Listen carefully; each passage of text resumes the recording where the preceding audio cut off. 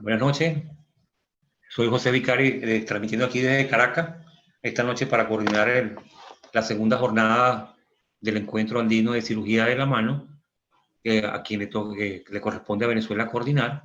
Y esta noche hablaremos sobre la patología del lado cubital de la muñeca y tenemos excelentes invitados como el doctor John Castañeda, el doctor Jorge Valero, el doctor Álvaro Mena y el doctor Gabriel Alegría, el cual comenzará la charla a continuación con el tema síndrome de impactación cubital. Ya puede por aquí abrir su micrófono, doctor. Pendiente, importante, si tienen algún comentario o alguna pregunta, utilizar la opción de preguntas y respuestas para tener aquí a la mano la información y contestarle oportunamente a la inquietud. Podemos adelante, doctor Gabriel.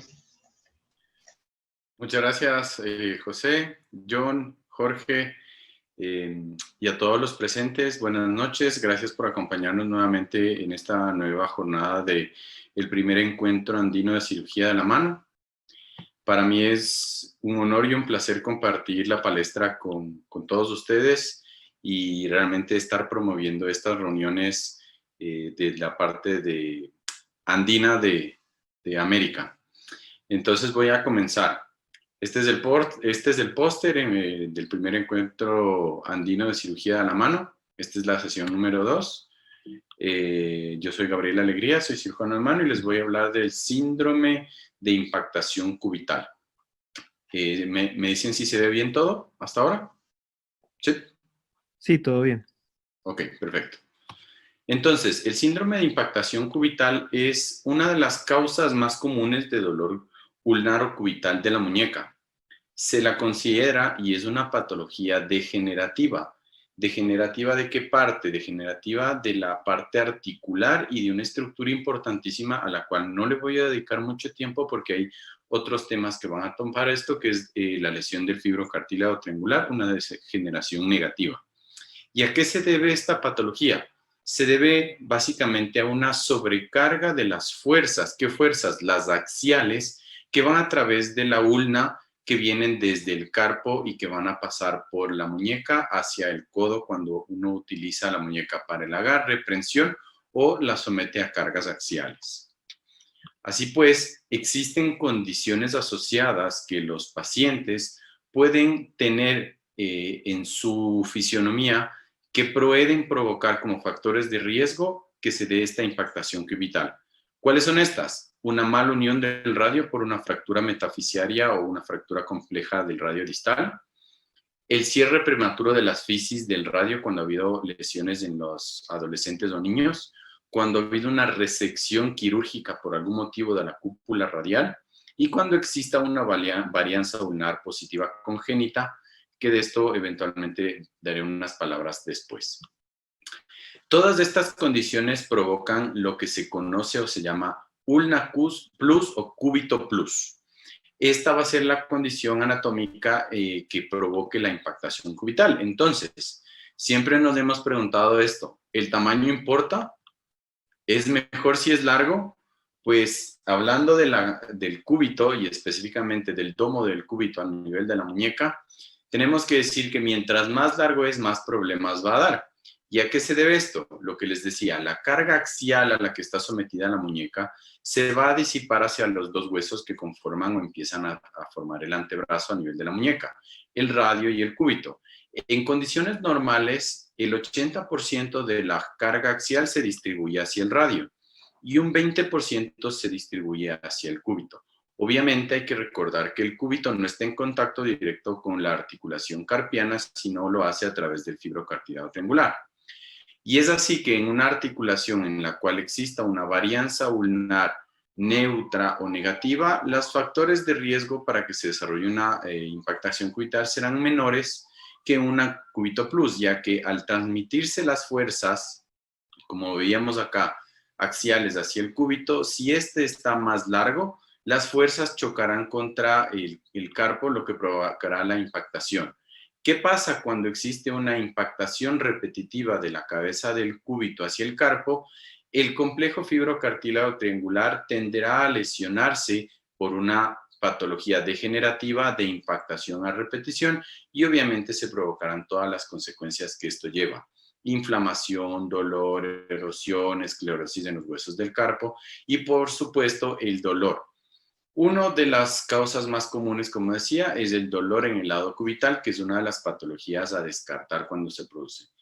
Este cuadro nos muestra cómo se distribuyen las cargas axiales hacia el cúbito o la ulna cuando ésta presenta una variancia neutra, positiva o negativa. Cuando la variancia es neutra con una variación de más o menos 1, el 20% de las fuerzas van a través de la ulna. Cuando la variancia es positiva, hablando de más 2.5 milímetros de longitud, el 40% de estas fuerzas se transmiten a través de la ulna. Y cuando es negativa, por menos de 0.5 milímetros, solamente el 5% de las fuerzas axiales van hacia el cúbito.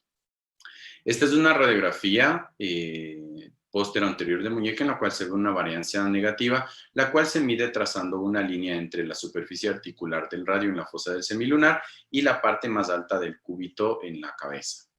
Esta es una imagen de una ulna plus o un cúbito plus, en la que se ve claramente que sobrepasa el domo de la muñeca, el domo del cúbito a nivel de la muñeca, y esta es una ulna minus o ulna con una varianza negativa. Entonces, cuando existe una ulna plus fisiológica o congénita, se ha dicho que no hay una alteración real de la transmisión de las fuerzas, pero sí es un factor de riesgo para que se provoque una impactación cubital. ¿Cómo sabemos que es una ulna plus fisiológica? Pues habrá que hacer una radiografía comparativa con la del otro lado. En estos casos, cuando hablamos de una ulna plus, no necesariamente fisiológica, sabemos que existe normalmente una perforación del fibrocartílago triangular en las personas por más allá de los 20 a 35 años.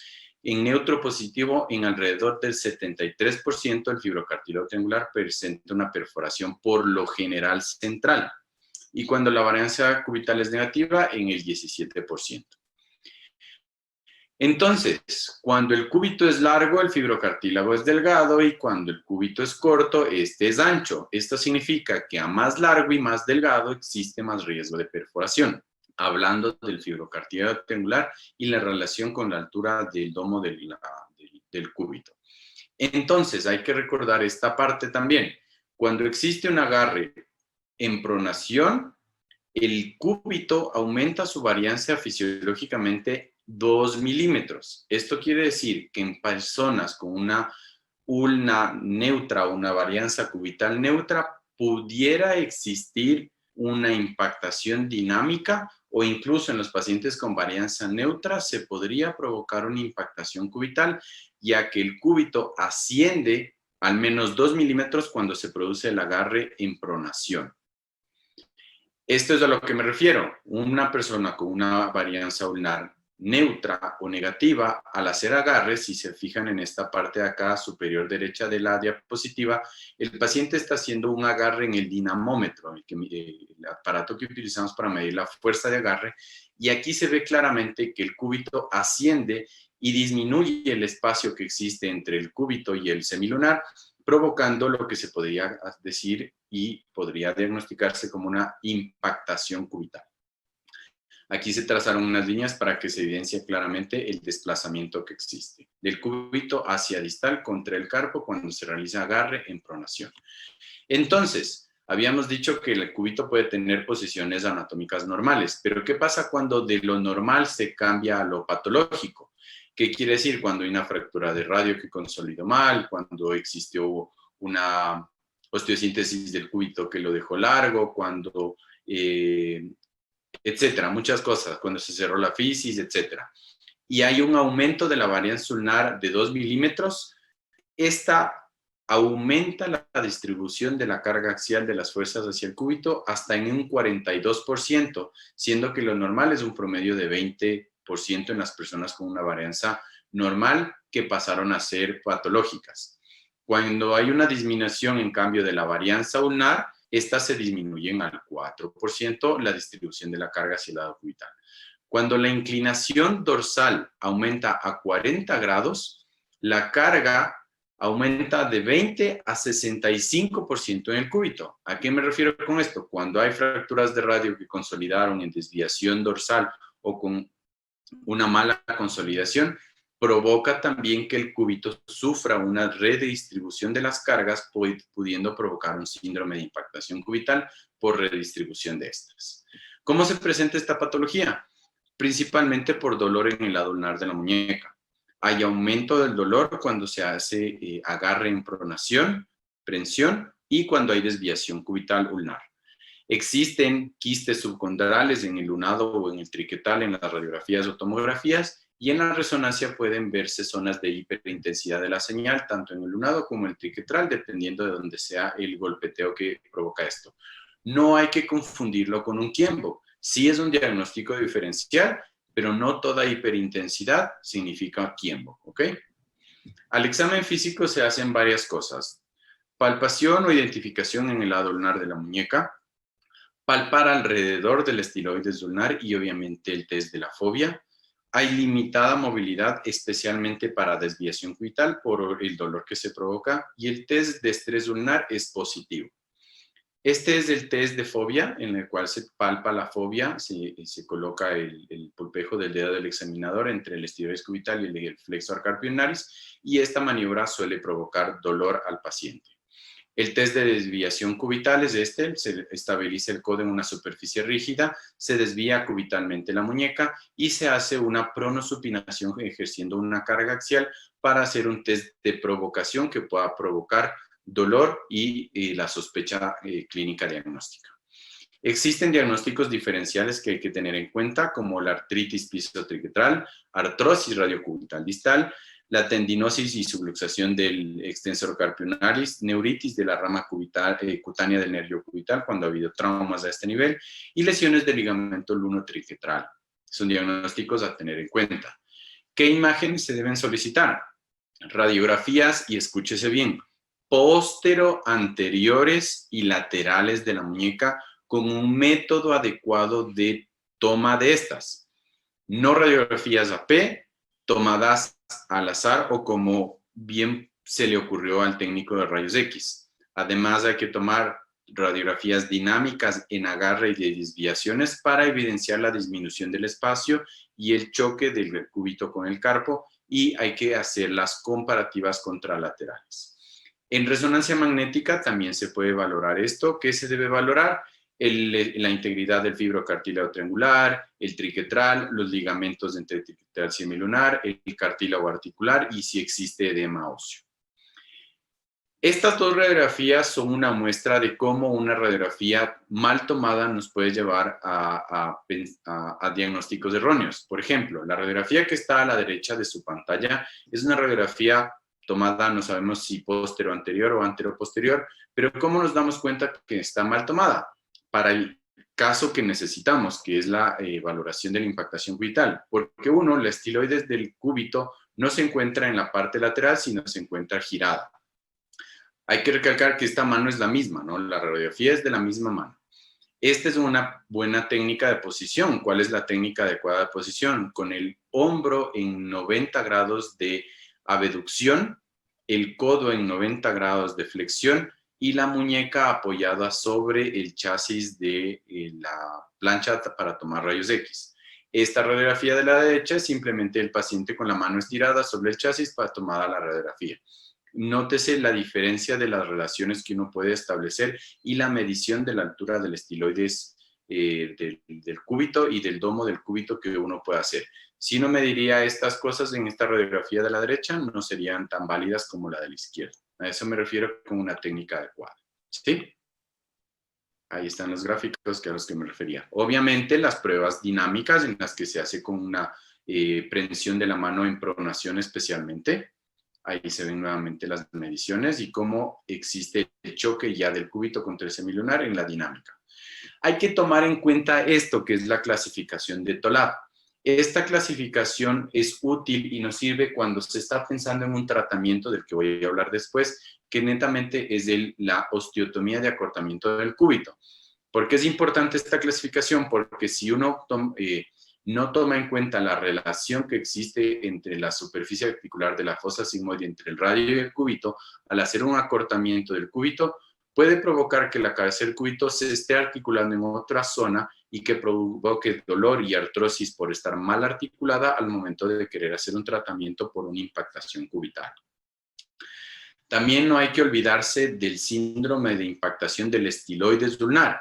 Esta es o existe cuando la estiloides ulnar es muy prominente y se puede calcular en una radiografía posterior-anterior de la siguiente manera. Existen dos criterios. Cuando la medición o la división de la altura del estiloides cubital con el ancho de la cabeza cubital, esto dividido para lo anterior, nos da un índice mayor a 0.21. O si de por sí la estiloides cubital mide más de 6 centímetros. En esta radiografía, el cálculo del índice estiloides ulnar es de 0.34, lo cual nos puede sugerir un síndrome de impactación del estiloides ulnar, siendo que la varianza ulnar de esta muñeca es negativa. Pero existe un síndrome de impactación, pero de la estiloides, no del cúbito.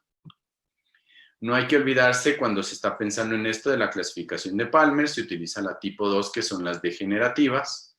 Aquí está especificada, no me voy a detener en esto, pero hay que pensar y valorar esto cuando se vaya a hacer el tratamiento.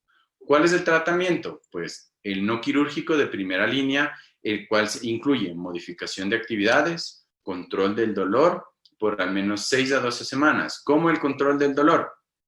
Terapia física, analgésica, medicación bioral, e incluso se podría pensar en inyecciones con esteroides en el sitio de dolor para disminuir la inflamación. Cuando esto no mejora durante 6 a 12 semanas, se recomienda el tratamiento quirúrgico. ¿Cuál? El acortamiento cubital descrito por Mitch en 1941, que se puede realizar tanto en la diáfisis como en la metáfisis.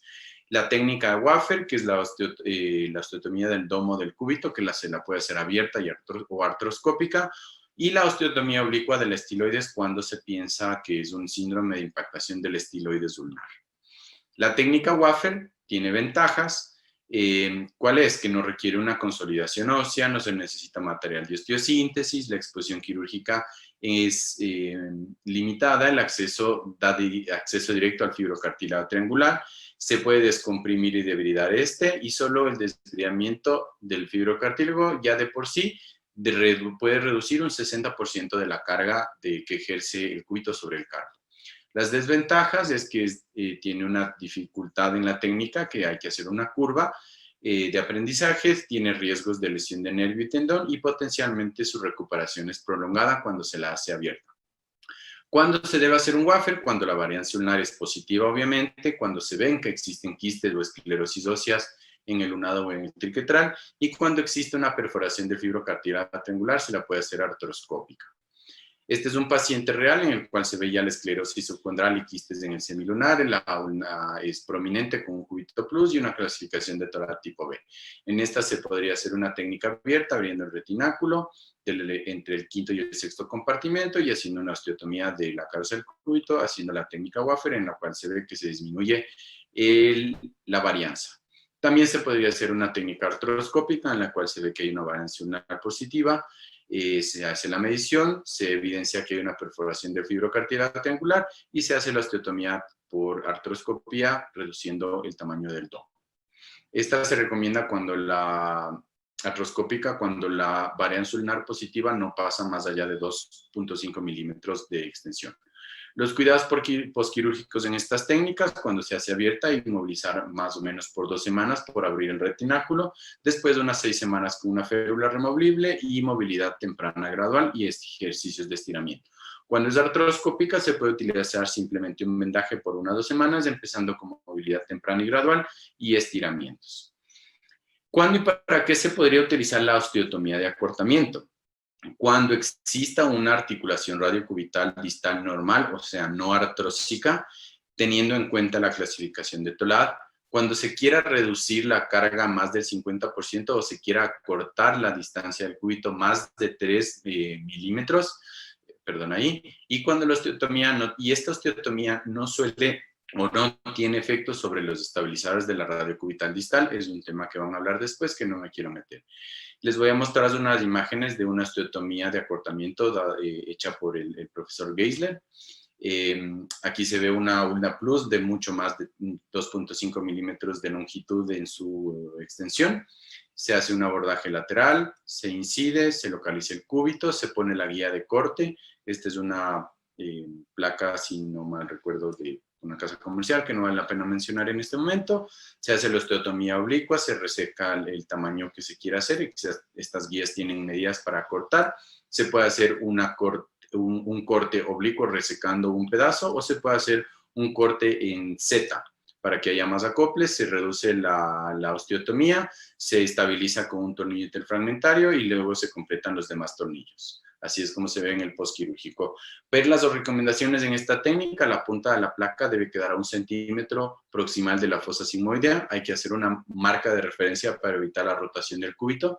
Se puede hacer una osteotomía oblicua más un tornillo de compresión, que es lo recomendable. El sistema de placa de preferencia debe ser especial para esta osteotomía y se debe colocar 3 tornillos proximales y 3 distales. ¿Qué cuidados postquirúrgicos? Inmovilizar en una pinza de azúcar a una Monster por 2 semanas y movilidad temprana. La férula Monster es esta, que permite flexo-extensión del codo, pero no pronosupinación de la muñeca por la estabilización que se quiere dar. Y les dejo una imagen del atardecer que se ve desde la ventana de mi casa, para que en algún momento las puertas de mi casa están abiertas para todos los panelistas y quien nos quiera acompañar en Quito cuando nos podamos ver y darnos un abrazo. Muchas gracias. Dejo abierta la charla para preguntas, no sé si en este momento o para después, lo que considere mi doctor José Vicario. Muy agradecido por tu charla, Gabriel, muy informativa, muy educativa. Hasta ahora no tenemos preguntas. Pienso que lo podríamos dejar al final de toda la charla y dar chance de que a la medida que se vayan conectando podamos recabar las preguntas y después hacemos la discusión. ¿Te parece? Seguro que sí. Ahora, John, por favor, preparado el doctor John Castañeda, representante de Colombia, quien va a hablar de la instabilidad radiocubital distal. ¿Cuál es mi preferencia de tratamiento? Adelante, John. Vale. ¿Me dicen si se está viendo la pantalla? Sí, señor. Sí, no hay problema.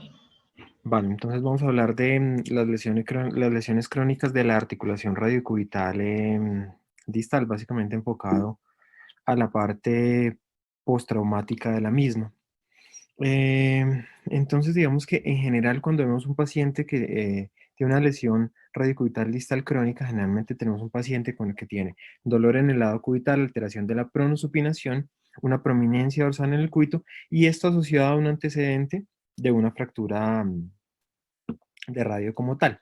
Generalmente, digamos que cuando tenemos fracturas de radio y tenemos una angulación mayor a 20 grados o 30 grados, una traslación coronal del radio, es decir, cuando vemos una convergencia radiocubital, cuando existe un desplazamiento mayor a 2 milímetros, una lesión de la banda distal oblicua, vamos a tener en la mayoría de los casos un incremento de la carga en el cúbito distal, una incongruencia radiocubital, una alteración del fibrocartílago triangular o una inestabilidad de la radiocubital distal, y esto es lo que los va a generar como tal el problema del que vamos a hablar de ahora en adelante.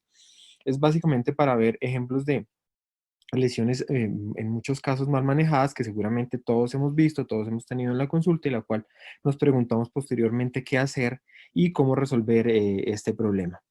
Los objetivos, entonces, recordar cuando hacemos una osteosíntesis del radio distal: mantener una adecuada reducción de la columna intermedia, lograr una adecuada altura radial, una inclinación radial, que haya una congruencia articular, y lo más importante, revisar la estabilidad radiocubital distal de forma intraoperatoria, porque si es necesario, debemos hacer algo en ese mismo momento para evitar las lesiones que se conviertan en este tipo de inestabilidades o lesiones crónicas de la radiocubital distal. Los artículos nos muestran generalmente que la lesión de la radiocubital distal es una lesión menospreciada. Como ya dijimos, idealmente la reparación de la radiocubital debe ser de forma concomitante. Los peores resultados en general se ven a largo plazo al no identificar la lesión, pues porque podemos ya ver secuelas de la misma, como artrosis o impactación, como nos mostró ya Gabriel adecuadamente, y pérdida de la pronosupinación con la evolución de la misma. Entonces, podemos tener dos grandes tipos de secuelas de lesiones de la radiocubital distal. Unas que serían en relación a los tejidos blandos, que son la contractura capsular y la inestabilidad de la sinovitis del extensor carpio ulnaris. Y otra, las deformidades en relación a la parte ósea, que son las deformidades óseas como tal, que eso generan incongruencias de la radiocubital, impactación cúbito-carpiana, inestabilidad radiocubital distal, a veces asociadas a lesiones del fibrocartílago triangular, artrosis radiocubital y pinzamiento radiocubital. En cuanto al examen, pues ya también Gabriel nos explicó una parte de esto. Hay que evaluar el dolor, dónde se genera, hay que evaluar si existe o no estabilidad de la radiocubital. Y una forma de esto es evaluarle el lado contralateral para ver si existe una hiperlaxitud que nos permita diferenciar si es realmente un aumento de una lesión de la estabilidad o si realmente es una hiperlaxitud propia del paciente. En cuanto a las imágenes, pues se considera que la radiografía es lo ideal para la evaluación inicial. Debemos evaluar siempre la congruencia, la varianza ulnar, tomar radiografías contralaterales por lo mismo, porque podemos tener pacientes que de base tengan una ulna plus, evaluar siempre el cartílago articular de la radiocubital distal. La tomografía nos da una muy buena opción de evaluación y debemos tomar en pronación neutro y supinación la misma. Y cuando ya tenemos que evaluar, por ejemplo, el fibrocartílago triangular o evaluar en más detalle el cartílago articular, podemos utilizar la resonancia magnética. Entonces, ¿qué hacer cuando tenemos un paciente con una lesión de la radiocubital distal? Tenemos que hacer algo así como si fuera una lista de chequeo, es decir, debemos preguntarnos las siguientes cosas y eso siempre lo debemos hacer cuando estemos enfrente de este paciente, que es, el paciente tiene deformidades en el radio, tiene congruencia de la articulación radiocubital distal, existe luxación o subluxación de la radiocubital distal, cómo está la varianza ulnar, si existe o no impactación cubital, si hay inestabilidad de la radiocubital distal, si existe una lesión del fibrocartílago triangular y si existe artrosis de la articulación radiocubital distal. Siempre, siempre debemos evaluarnos todas y cada una de estas variables previo a la toma de decisiones porque el saber cada una de estas cosas es lo que realmente nos llevará a la toma de decisión correcta y a planear adecuadamente qué hacer con ese paciente. Entonces esto lo podemos hacer, como les digo, de una forma como una lista de chequeo y recordar que ninguna de estas preguntas debe ser excluyente. Hay 4 preguntas grandes que nos podemos hacer inicialmente en frente de este paciente. Uno, si existe la deformidad del radio, si la varianza ulnar es positiva, si hay inestabilidad radiocubital distal o si la lesión si existe una lesión, perdón, del cartílago articular. Y recordar que no es una lesión aislada, podemos tener una combinación de todas estas opciones y por esto es muy importante tener en cuenta cada una para tener un tratamiento enfocado de la mejor forma. Entonces, respondiendo, digamos, a la primera pregunta, ¿existe una deformidad residual del radio? Entonces, si tenemos como tal una deformidad residual del radio por alguna fractura o lesión, básicamente vamos a tener como tal una incongruencia resultante. Esta incongruencia es el resultado de la alteración de la posición normal del radio, que puede ser de forma extraarticular o intraarticular o una combinación de las dos cosas. Entonces, si existe la deformidad como tal del radio, entonces lo que tenemos que hacer es corregir esa deformidad. Para esto, pues podemos usar una osteotomía que nos permita llevar a una posición normal el radio. Y debemos tener en cuenta que en algunos casos la corrección aislada de esa deformidad del radio corregirá el cúbito plus y corregirá la congruencia de la radiocubital distal. Digamos que si son concomitantes las dos cosas al inicio, es decir, tanto la deformidad del radio como la alteración en la varianza ulnar, pues entonces ese tratamiento se debe realizar desde el inicio, es decir, debemos hacer tanto la corrección de la varianza como la corrección de la deformidad en el radio. Aquí tenemos un ejemplo en el cual básicamente corrigiendo la deformidad en el radio, si nos damos cuenta, se corrigió la varianza que estaba positiva y la congruencia de la radiocubital distal. Se considera que entonces la reconstrucción aislada no es exitosa, siempre hacer las dos cosas al mismo tiempo, hacer la corrección simultánea. Lo que uno tiene que definir es entonces si cuando existe una deformidad necesita hacer solo acortamiento o necesita hacer ambas cosas, es decir, corregir la deformidad del radio más acortamiento. ¿Cómo hacemos esto? Si la superficie articular del radio en los planos frontal y sagital es menor a 10 grados, básicamente no necesitamos osteotomía del radio, únicamente el acortamiento del cúbito o el procedimiento a nivel de la radiocubital distal, dependiendo del hallazgo que encontremos. Pero si la superficie articular del radio en los planos frontal y sagital es mayor a 10 grados, debemos hacer ya sea la osteotomía del radio más el procedimiento en la radiocubital concomitante, ya sea lo que vamos a ver de ahora en adelante. Entonces, si existe como tal esa discrepancia de longitud, pues ya nos explicó Gabriel, cuando tenemos una ulna por encima de lo normal, pues debemos hacer un acortamiento de la misma. Este es un paciente en el cual igual se hizo una corrección de la posición de esa fractura en una mala unión con una osteotomía intraarticular y una corrección con una placa. Y más un acortamiento del cúbito porque posterior a esto, pues posterior al acortamiento del radio, perdón, a la corrección de la deformidad del radio, hubo una ulna plus. Entonces lo que uno hace es hacer la corrección del radio, después de esto mira cómo está la varianza, si la varianza es positiva, pues debe hacer un acortamiento concomitante en la misma cirugía. Posterior a eso, entonces miramos si existe inestabilidad y si hay lesión del cartílago articular, aunque esto es muy importante.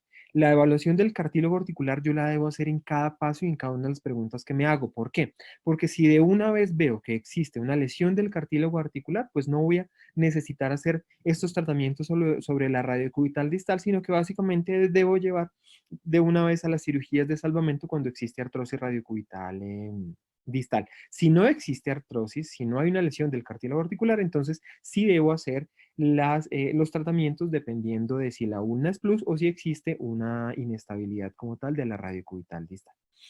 Esto no lo voy a mencionar, ya Gabriel nos habló muy bien de la impactación cubital. Básicamente, recordar que el tratamiento, cuando debemos hacer el acortamiento, busca disminuir la carga y que lo debo hacer de forma concomitante.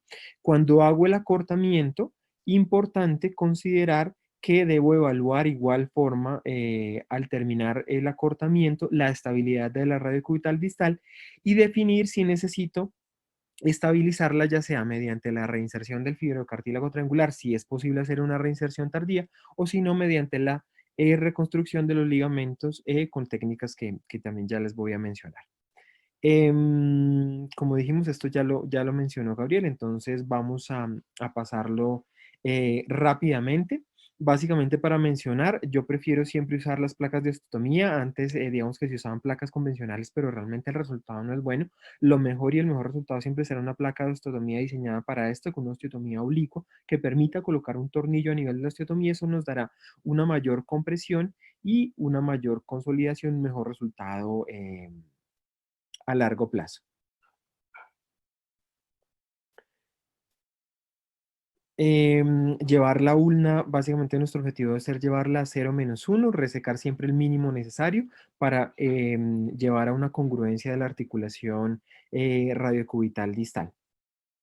Lo mismo, esto es para mostrar el ejemplo, que si uno no utiliza el tornillo de compresión o si uno utiliza otro tipo de placas, pues puede que el resultado no sea el mejor y que la consolidación de la osteotomía no sea la adecuada.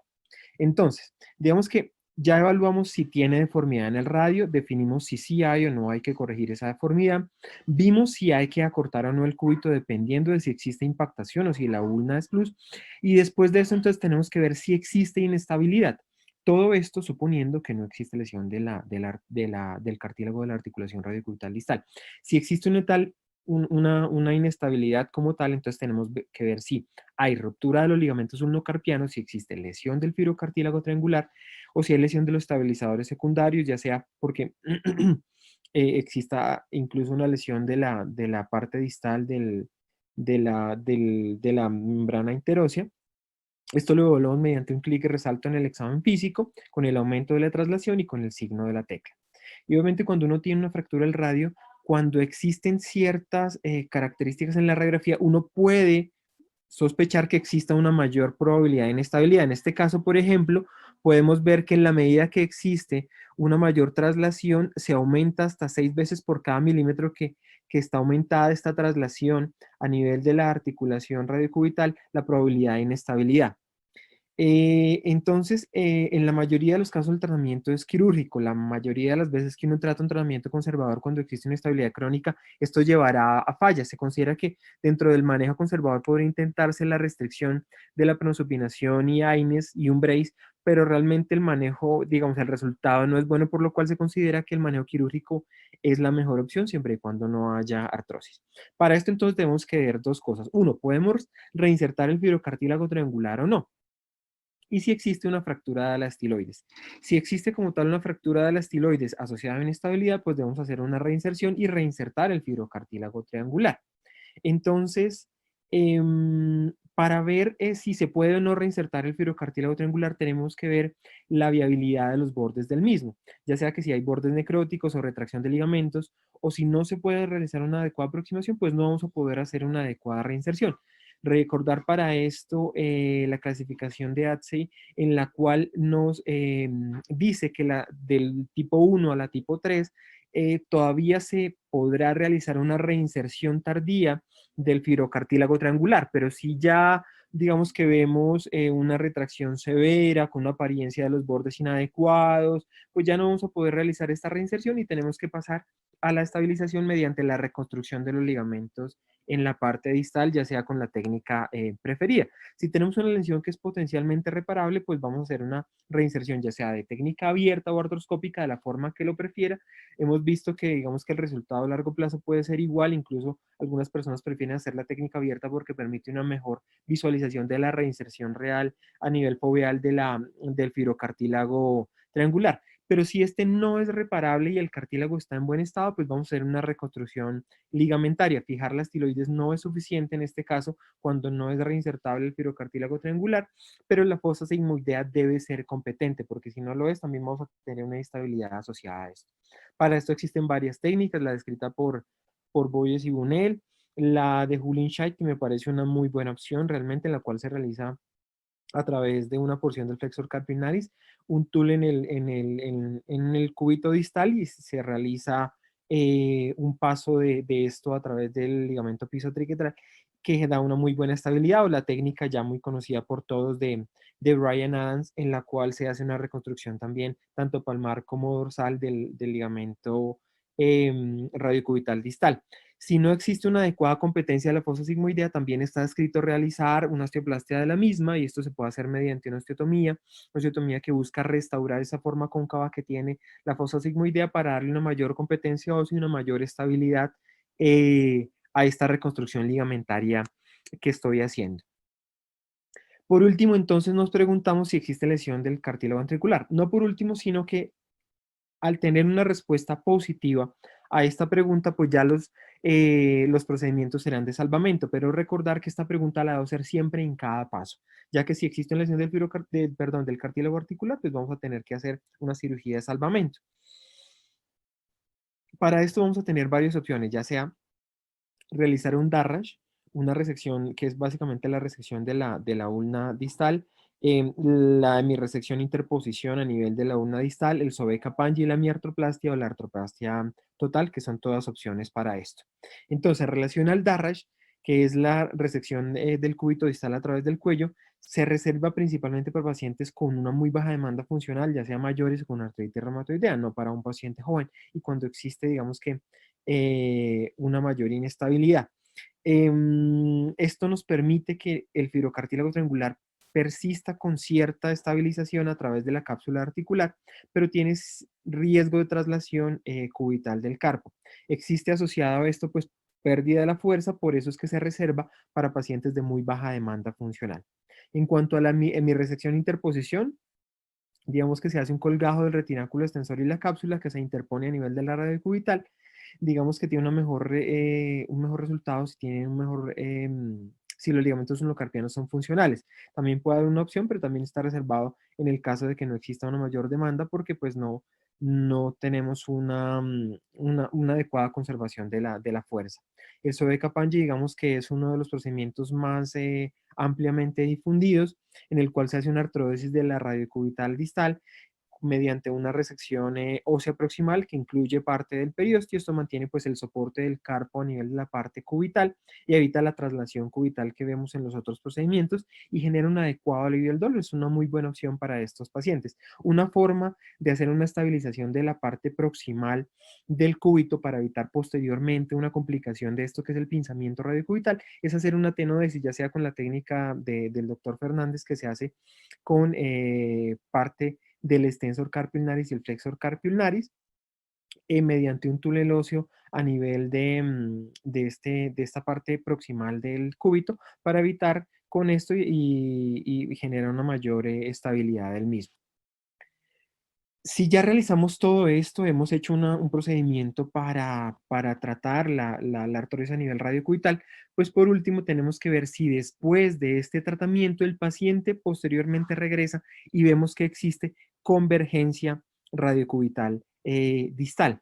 Esto es que ese muñón que teníamos de la parte distal del cúbito empieza a converger sobre el radio y esto generará dolor adicional, para lo cual necesitamos, se consideraría un fallo y necesitaríamos hacer un tratamiento adicional. Se puede dar en todos los tipos de osteotomía previos que he visto, tanto en el Darresh como en el Sobe-Kapanji. Y podríamos tener varias opciones para esto. Uno es realizar una revisión, pero generalmente en la mayoría de los casos se considera que cuando ya empieza a haber un pinzamiento radiocubital distal existe un mal pronóstico a nivel de estos pacientes. Entonces podríamos hacer una interposición entre el radio y el cúbito y para esto pues se han descrito varias formas. Una interposición del pronador cuadrado, un injerto de Aquiles, que sería dentro de las opciones descritas. Aquí vemos un injerto de Aquiles en el cual se interpone un fragmento del tendón de Aquiles y se fija entre el cúbito y el radio para evitar el pinzamiento y con esto tratar de aliviar el dolor. Pero si finalmente esto no mejora, digamos que dentro de las últimas opciones tendríamos la artroplastia radiocubital distal. Esto aliviará el pinzamiento, restaura la transmisión de la carga. Digamos que existen opciones de silicona y puede ser tanto total de la cabeza como parcial a nivel de la cabeza. Y si finalmente no funciona nada de esto, pues una de las opciones descritas recientemente es la prótesis del Dr. Checker, que es la prótesis total de la radiocubital distal, que digamos que en su serie da unos muy buenos resultados con alivio del dolor. No olvidar entonces que cuando estamos enfrente de una lesión crónica de la radiocubital distal, pues vamos a tener múltiples opciones que no son excluyentes, que debemos preguntarnos específicamente qué hay para poder planear qué vamos a hacer. Dependiendo de eso, tendremos el mejor resultado. Recordar estas preguntas, recordar que en cada uno de los pasos debemos ver si existe lesión del cartílago articular, porque de esto dependerá nuestra decisión si hacer reconstrucción o finalmente una cirugía de salvamento. Y posterior al manejo, preguntar si existe convergencia del cúbito distal para definir si hay que hacer un tratamiento adicional como los que ya vimos. Y esto es básicamente un resumen, como un algoritmo en el cual uno podría orientar este tipo de lesiones que a veces no son fáciles de manejar, y si uno tiene en cuenta todas estas preguntas, pues digamos que va a poder hacer un mejor enfoque y un mejor tratamiento para estos pacientes. Básicamente eso era lo que tenía por decir. Muchísimas gracias. Listo, excelente charla, John. Muy precisa, muy concisa. Jorge, por favor, está ahí pendiente. Ya va. Ahora le corresponde la exposición al doctor Jorge Valero, en representación de Venezuela, quien va a hablar de la patología del extensor carpis ulnar. Adelante, Jorge. Gracias. Gracias, José. Excelente presentación de los expositores anteriores. Bueno, en el día de hoy pues me toca conversar un poco sobre la patología del cubital posterior. Es bien sabido que las lesiones del lado cubital de la muñeca o de las partes blandas son muy comunes, pero el diagnóstico muchas veces específico suele ser un poco difícil de realizar. Es por eso que el dolor de la columna cubital de la muñeca es y continuará siendo un desafío para el cirujano de la mano. La primera referencia histórica está en 1543 por Andrea Vesalius, donde realizaron las primeras descripciones anatómicas de la muñeca y sus medios de unión. Ya Jean-Baptiste Bourgerie fue el primero en realizar la primera descripción anatómica del sexto compartimento dorsal, donde observó que el cubital posterior presentaba una polea de retención. La polea de retención es lo que le daba la estabilidad. Aseveraciones en años posteriores, en 1970, fueron realizadas por Kaplan. Ya en 1907, Slayer realizó la primera publicación de esta patología en un paciente que presentaba una inestabilidad del cubital posterior, donde realizó un colgajo del retináculo dorsal, dándole muy buena estabilidad. Cuthbert, en 1958, aseverando y utilizando la técnica de Steiner, realizó el mismo procedimiento en un deportista, jugador de tenis, y él asoció este tipo de lesiones a este tipo de deporte.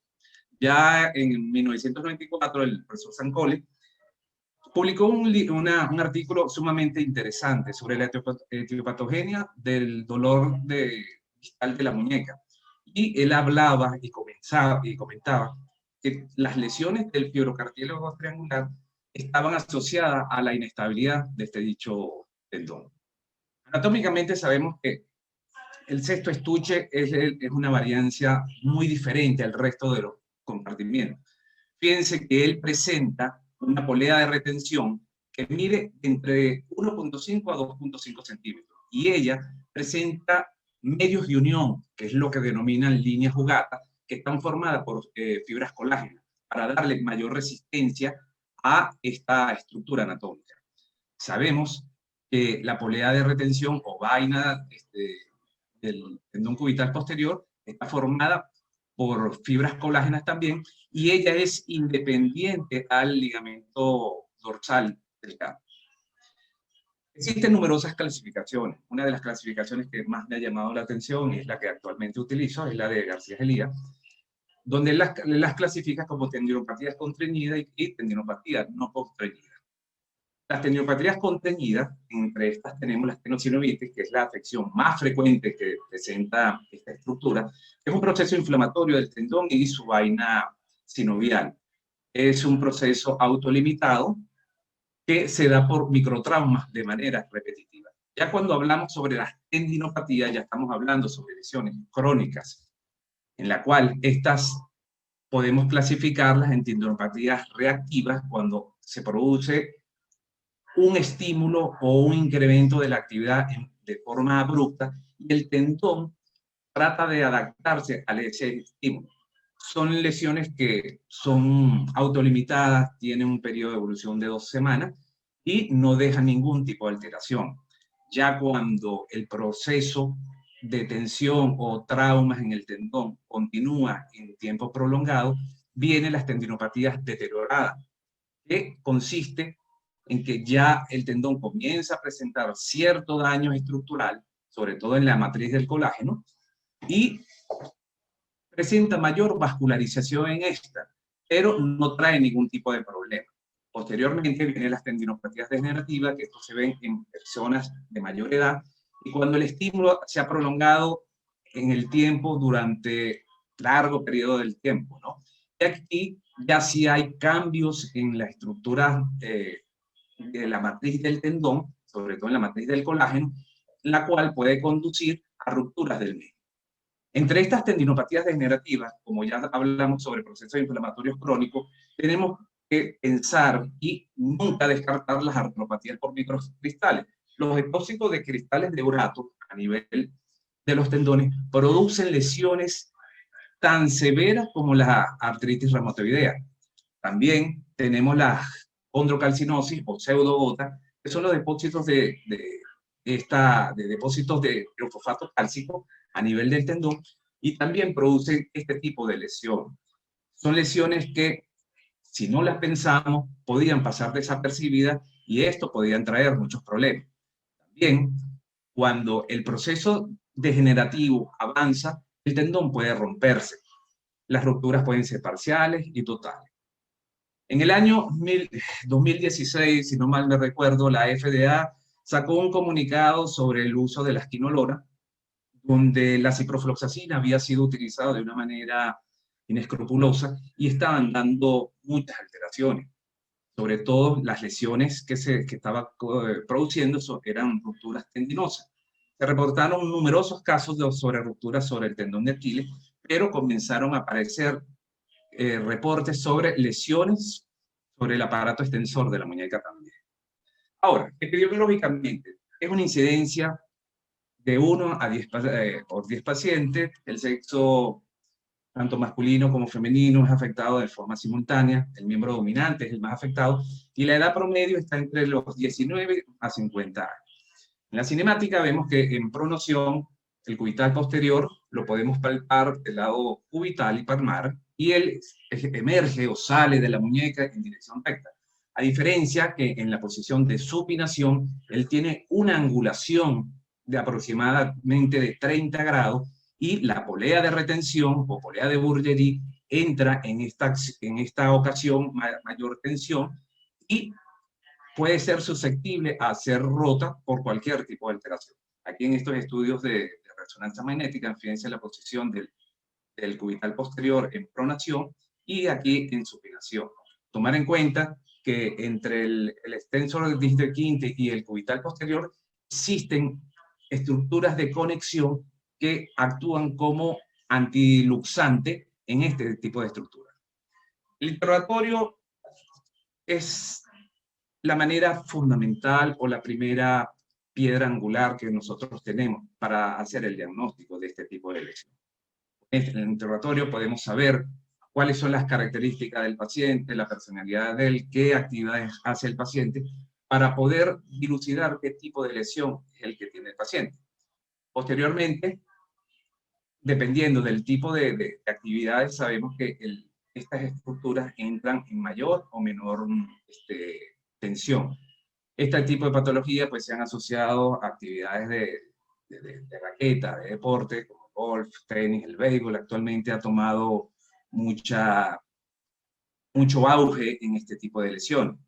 El examen físico es fundamental. Con estos podemos saber y discernir cuál es la lesión que tiene el paciente y aislarla de otras patologías. Siempre recuerdo unas palabras del profesor Sancoli que decía, si conocemos las patologías, sabemos buscarlas y sabemos diagnosticarlas.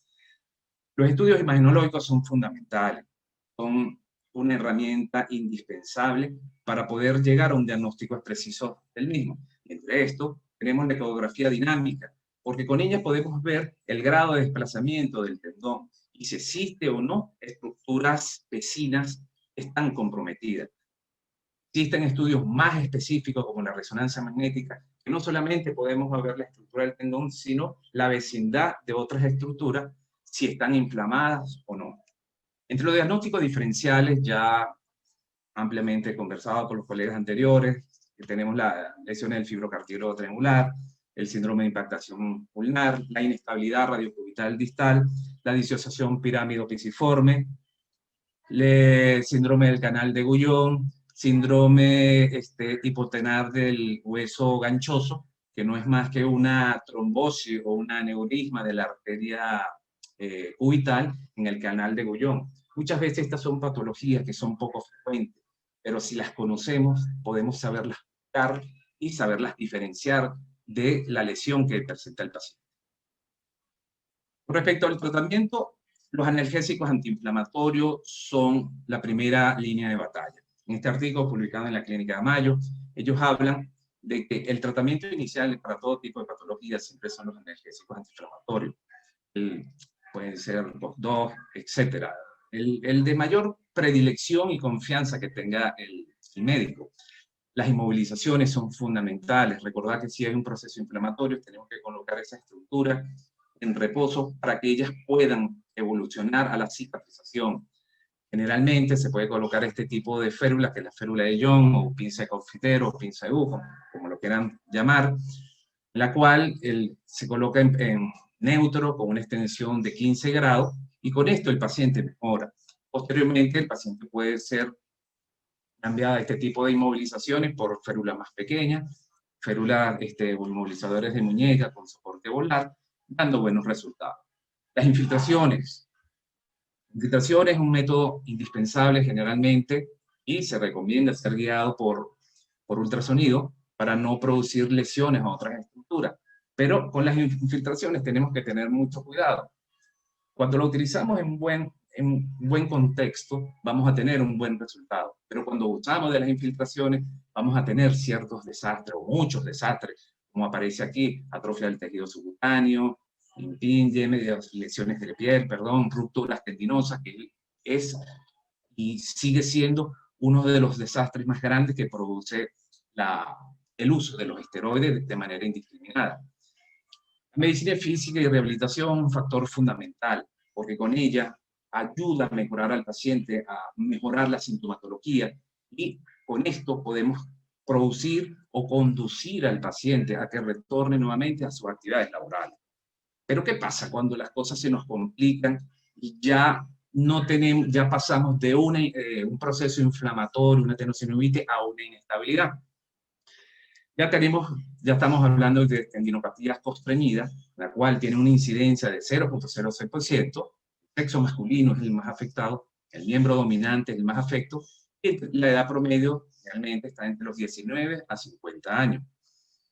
Respecto a la cinemática, siempre vamos a utilizar la clasificación de Tamara, donde habla sobre el tipo de lesiones, si están localizados en el borde cubital de la polea de retención, en el borde radial, o si la lesión es a nivel perióstica del piso, y con esto va a producir lesión. Fíjense que el tendón se luxa en supinación y en pronación, él se va a reducir, y ahí es donde el paciente va a escuchar el clip, que es muy doloroso.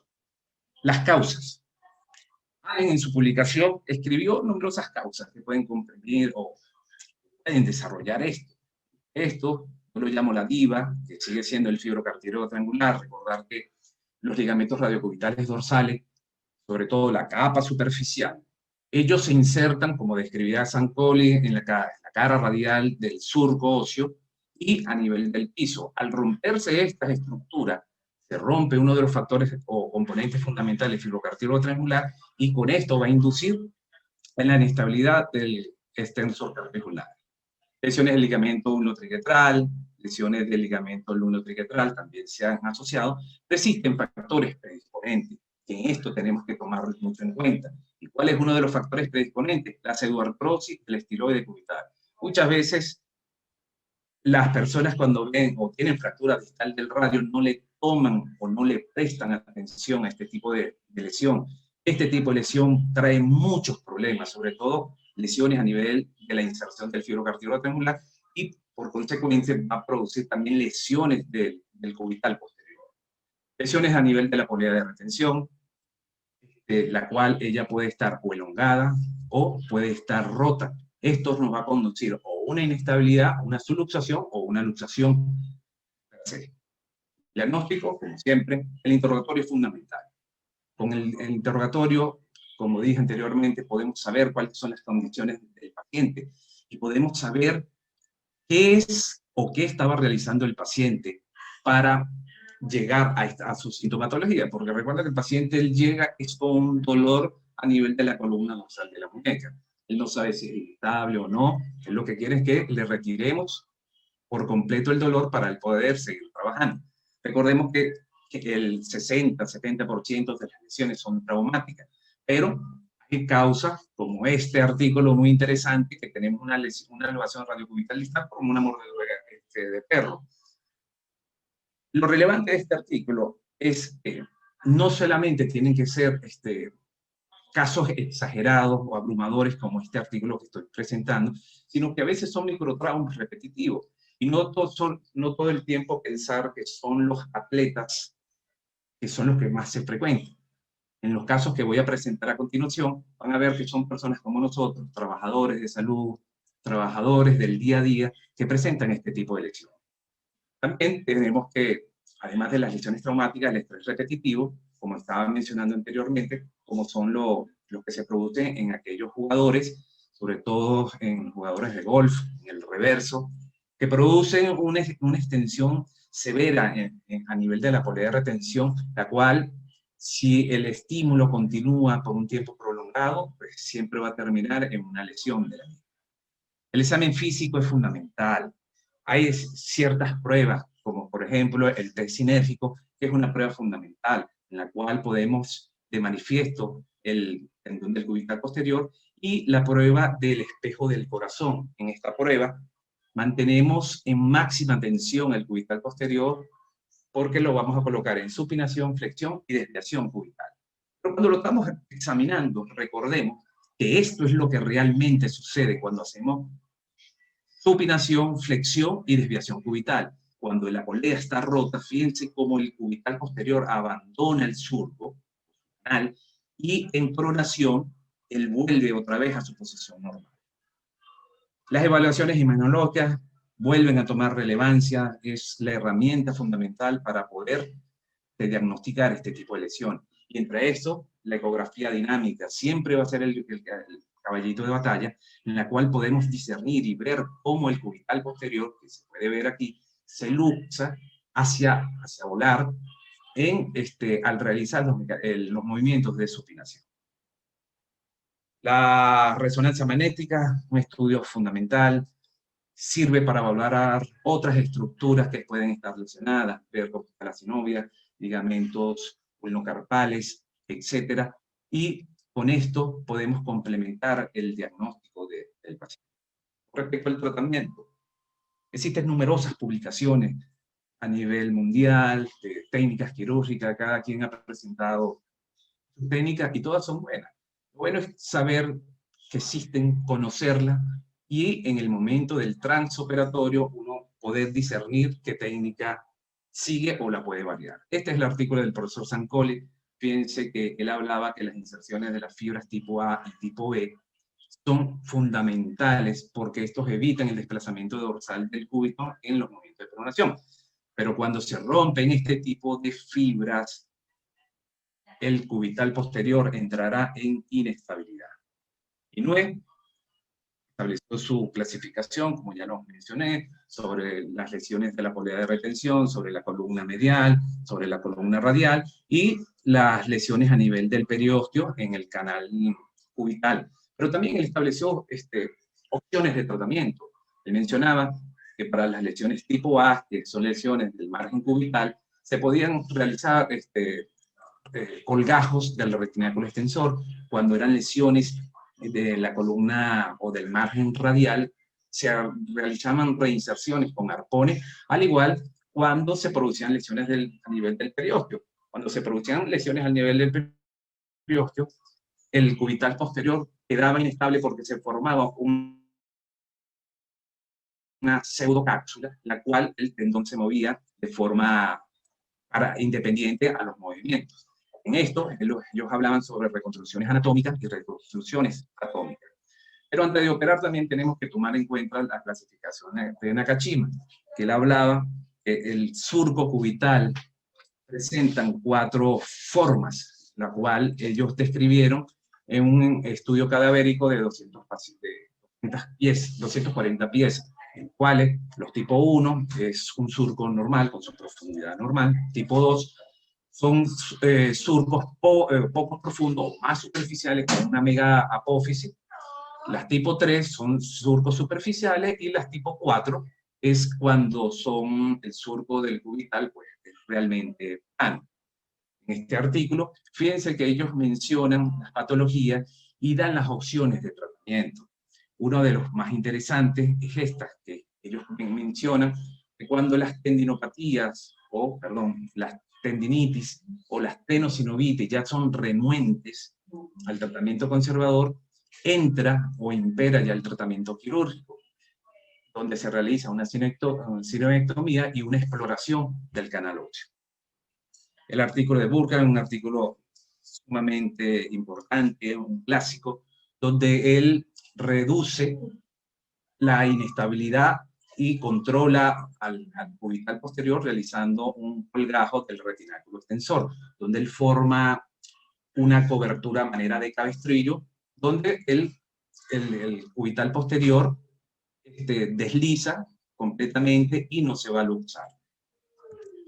McKinnon, en su artículo, pues lo de él menciona que su técnica es muy buena, tiene muy buena experiencia, y ellos realizan reinserciones del tendón, de la vaina tendinosa, con arpones, pero ellos realizan una perforación o labran el canal óseo, el cubital posterior, para darle mayor estabilidad.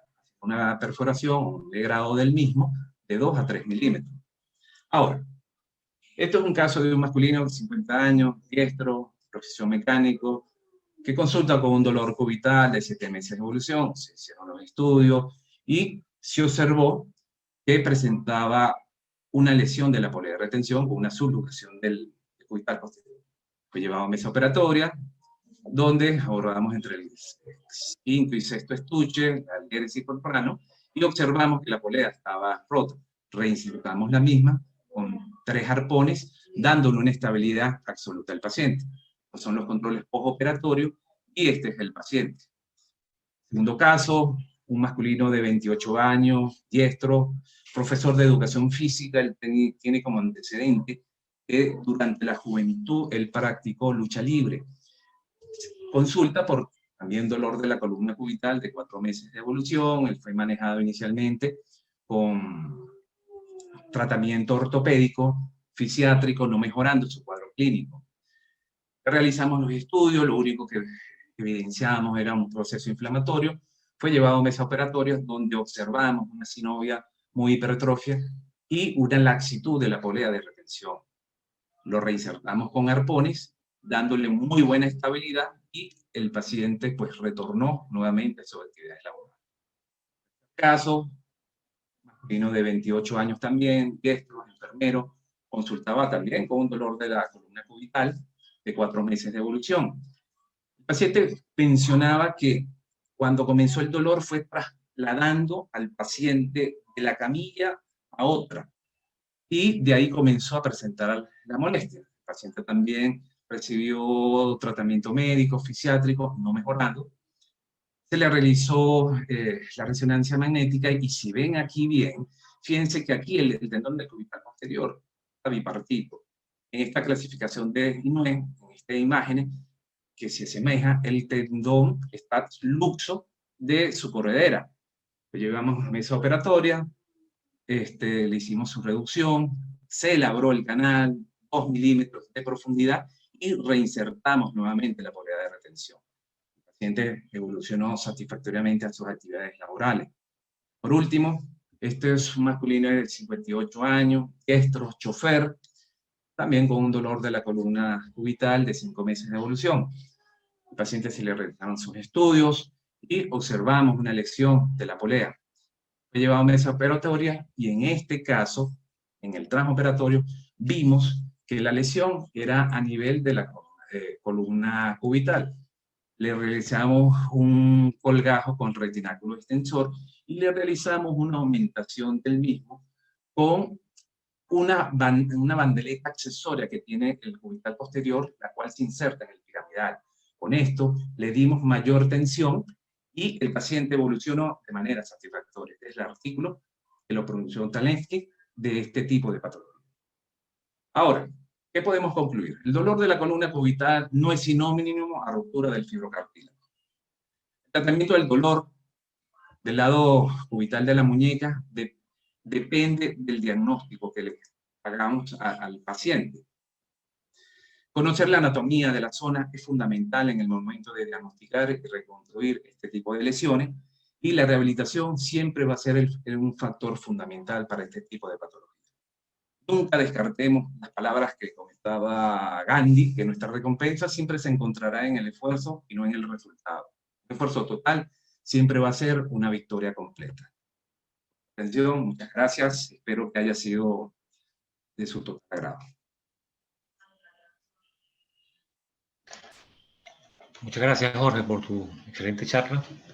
Vamos a continuar en aras del tiempo con el doctor Álvaro Mena de Perú, quien nos va a hablar sobre la fractura del cúbito distal y estiloides cubital y cuándo fijarla.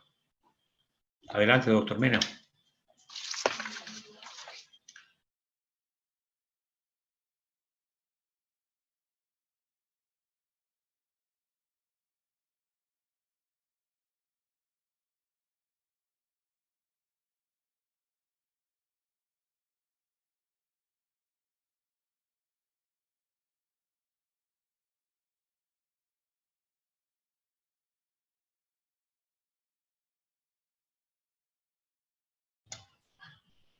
Doctor Mena, por favor, abra el audio.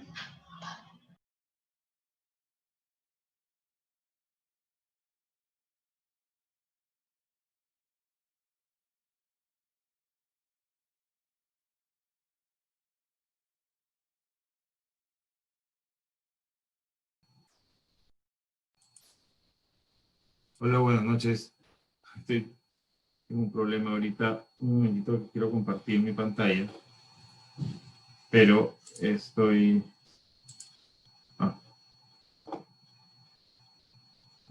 Sí. No sé por qué cuando subo... Ah, ok. Esta es.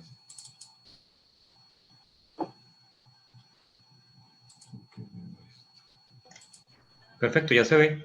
Ahora sí ve mi pantalla. Ok, muchas Sí, gracias. se ve y se oye bien. Adelante. Ok, buenas noches. Entonces, creo que soy el último. Esta exposición acerca de las fracturas de cúbito distal tiene que ver mucho con lo que hemos estado hablando anteriormente acerca de la inestabilidad del lado cubital de la muñeca. Entonces voy a avanzar rápido para no alargarnos más. Las fracturas del cúbito distal, que incluye al estiloide cubital, que está dentro del título de la exposición, bueno, son unas fracturas que raramente se producen en forma aislada, con frecuencia, por la mayor frecuencia de estas fracturas es asociada a la fractura de radio distal, y cuando son aisladas es por trauma directo, ¿no? Tiene un nombre epónimo, ¿no? Que es la nightstick fracture, que es la fractura por un golpe que se refería al golpe del palo del policía, y cuando uno se protege con la vara, con el brazo, ocurría este tipo de fracturas. Por eso es que se asocia con este nombre, ¿no? Entonces voy a terminar, en realidad voy a empezar por el final para decir, ¿cuándo se fijan las fracturas del cúbito distal? Perdón por mi luz. Las fracturas del cúbito distal se producen o por rotación o por impacto directo, ¿no? Cuando hablamos de fracturas de rotación, es las fracturas que se asocian a las lesiones, generalmente o por fractura de radio distal o por lesión ligamentaria, no por la lesión avulsiva de los ligamentos radiocubital distal. Entonces, ¿cuándo fijarlas? ¿Cuándo operarlas? Cuando son fracturas articulares irreductibles, es decir, en las que hay un desplazamiento de la articulación radiocubital distal. En los desplazamientos significativos del cúbito distal, en las angulaciones que son de más de 10 grados o desplazamientos más de 50% de la superficie, o en las alteraciones rotacionales, ¿no? Cuando hay inestabilidad radiocubital distal, es algo que siempre tenemos que probar luego de resolver una fractura de radio distal, y cuando hay un bloqueo de la pronosupinación. En general, el cúbito es una estructura importante en la carga al momento de usar el miembro superior, y cualquier alteración en su estructura, cuando hay una deficiencia de los ligamentos o cuando hay una alteración rotacional, puede producir tanto alteración de la fuerza de agarre como de la movilidad de la pronosupinación. Entonces, las fracturas aisladas, como decía, son poco frecuentes, se asocian a lesiones e inestabilidad de la radio cubital distal, son muy asociadas generalmente a fractura de radio distal. Cuando hay fracturas solamente de la apófisis estiloides, de 55 al 70%, según la literatura, van a una pseudoartrosis, pero el 95% de estas no dan ningún problema. Este otro 5% que da problemas, el principal problema es el impacto estilo piramidal, como ya había sido descrito. Y fijarla o no fijarla, la valoración es respecto a la estabilidad radiocubital distal. Vamos a ver que las fracturas de cúbito distal son fracturas que tienen mucha estabilidad por la estructura que hay en el lado cubital de la muñeca, y por tanto no es indispensable fijarlas a menos que haya una alteración mayor de la anatomía o haya inestabilidad. Entonces, hay que tener en cuenta que digamos, lo que está a favor de fijarla es que le podemos dar al paciente una movilidad temprana. Pero en contra está la prominencia de implantes, puede haber lesión neurológica o irritación de la rama sensitiva, la rama sensitiva del nervio cubital, mayor tiempo operatorio, mayor cicatrización, y todo eso puede generar también problemas, ¿no? Entonces, como decía, esta imagen ya la hemos visto antes, la estabilidad del lado cubital de la muñeca está dada por toda la estructura ligamentaria que hay alrededor. Lo principal es el filocartílago triangular y los ligamentos asociados.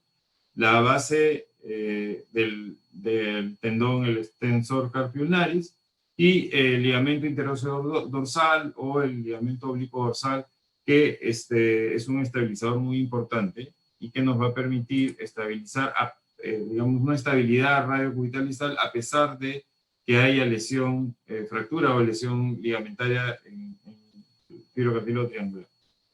Otra vez, estas tres estructuras son muy importantes. La estabilidad se pierde cuando hay una fractura del radio distal, pero cuando logramos restablecer la anatomía del radio distal, la tensión de la banda oblicua permite una estabilidad suficiente para lograr una buena movilidad. Evidentemente, cuando hacemos el test de estabilidad radiocubital distal y encontramos que está ausente, que no hay una estabilidad, que hay una subluxación significativa comparativamente de la radiocubital distal, hay que reparar la estabilidad de la radiocubital distal. Eso les mencionaba que cuando hay una fractura de radio distal asociada a lesión, que puede ser por fractura o lesión ligamentaria del cúbito distal, restaurar la anatomía, restaura también la estabilidad por la tensión ligamentaria de la banda oblicua dorsal y acerca los ligamentos, el filocartílago triangular y el estuche del sexto compartimento a su sitio de inserción, y por tanto esto permite que pueda haber una recuperación de esas estructuras sin necesidad de hacer una reconstrucción. Por eso siempre hay que hacer el test, y las opciones, el test de estabilidad, y las opciones son una reparación directa, se puede hacer una fijación transfixiante de la articulación radiocubital distal, o se puede hacer una inmovilización en supinación. Nosotros preferimos la reparación directa abierta.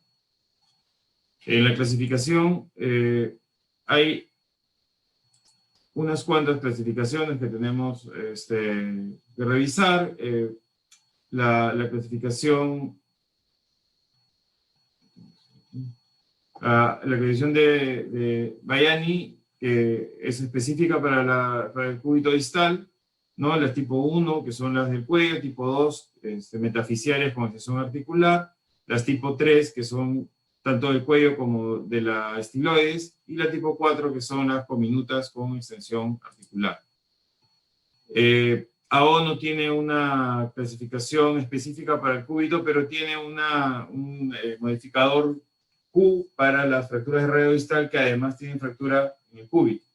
Vamos a pasarlo rápido. Frickman también incluía en su clasificación, ya en 1967, de las fracturas de radio distal, una extensión a las fracturas de cúbito en sus tipos 6 y 8. ¿Cómo se produce? Otra vez, por trauma directo o por rotación. En la rotación es parecido a la biomecánica de las fracturas de tobillo, ¿no? Tenemos un estadio 1 en el cual, al producirse la fractura del radio distal por carga con la muñeca en extensión, el desplazamiento dorsal del radio va a tensar los ligamentos radiocubitales distales, y estos son relativamente rígidos, solo permiten un 6% tienen un 6% de elasticidad. Por tanto, cuando hay fracturas a este nivel de energía, van a ser fracturas con poco desplazamiento. En las tipo 2 se rompe el filocartílago triangular, o arranca la apófisis estiloides, y también se ocurre una avulsión de la vaina del sexto compartimento, y esto hace que irrestrictamente el radio se desplace hacia dorsal. Y en el estadio 3, toda la carga ya va sobre el cúbito fracturado, sobre el cúbito distal, y puede haber mayor cominución, inclusive puede haber protrusión del fragmento proximal del cúbito hacia, en la cara palmar de la muñeca, fracturas expuestas y y dependiendo de la velocidad del trauma y del mecanismo, de las otras fracturas asociadas del cúbito distal, ¿no?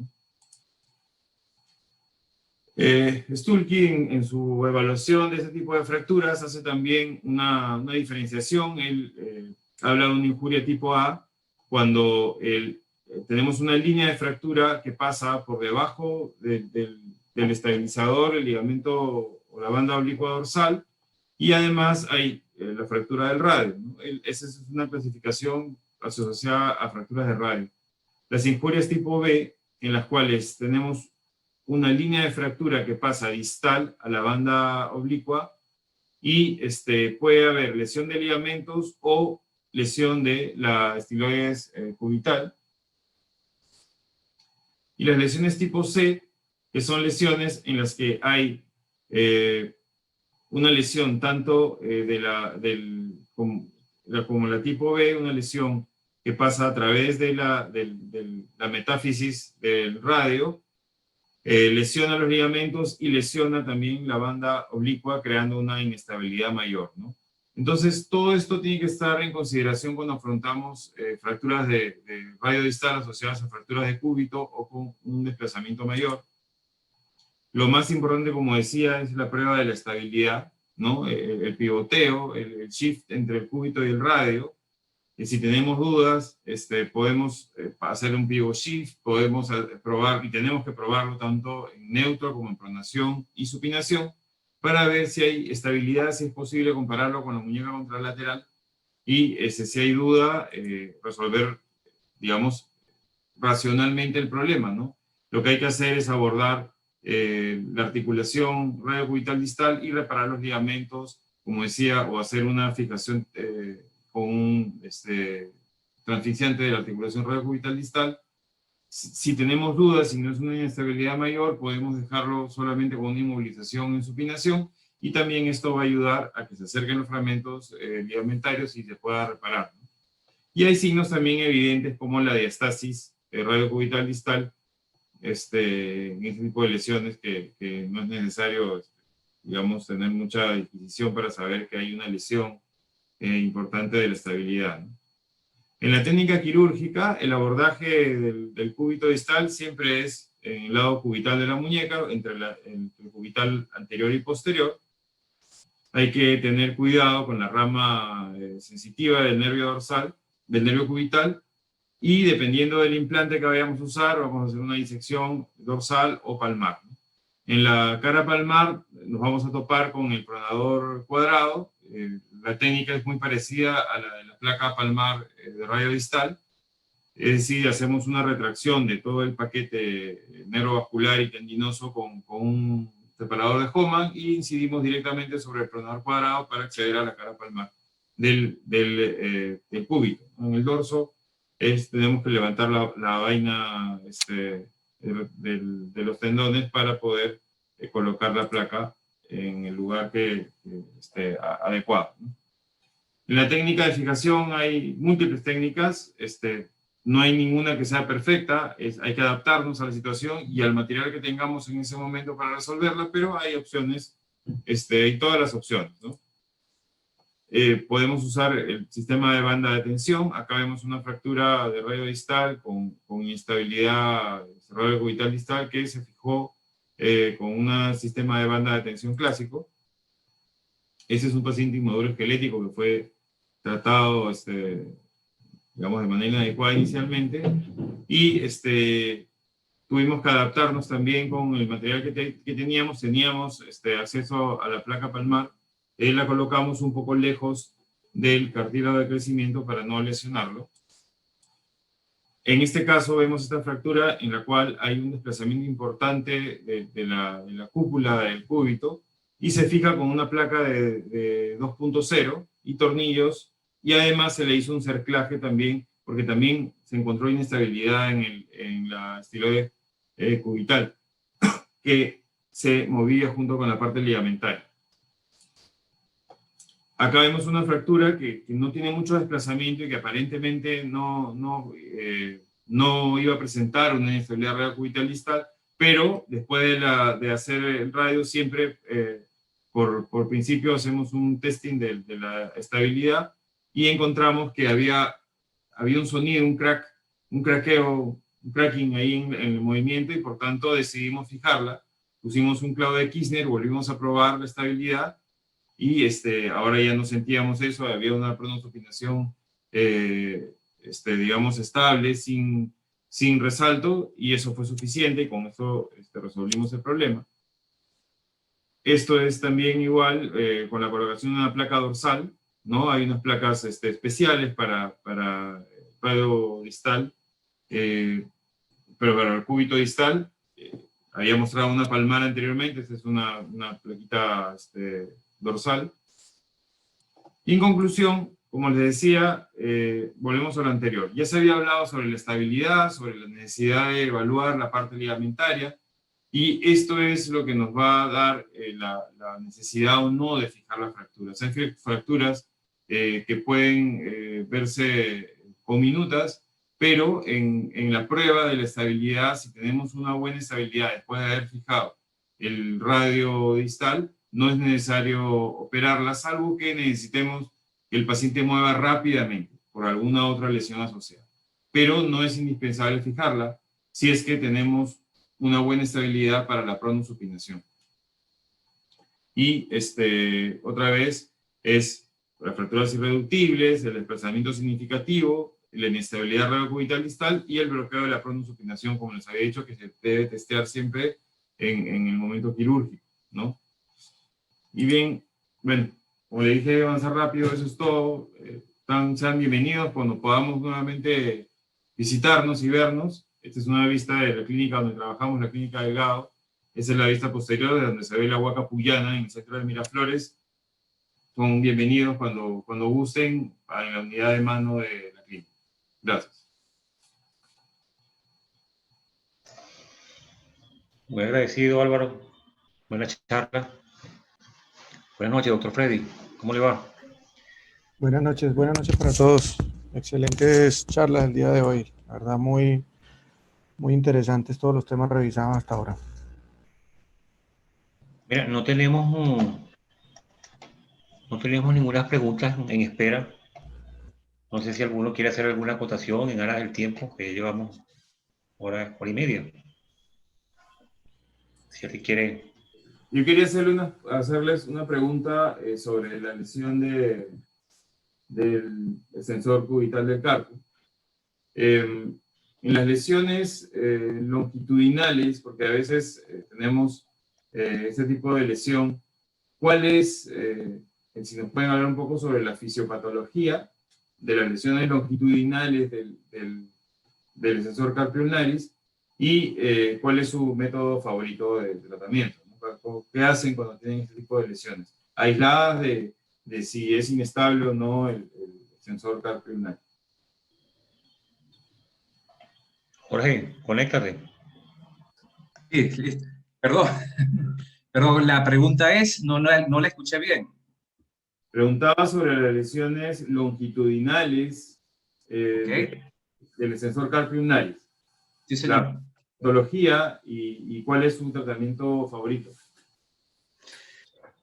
En este tipo de lesiones, o sea, yo lo que hago es, el objetivo fundamental es buscar la estabilidad.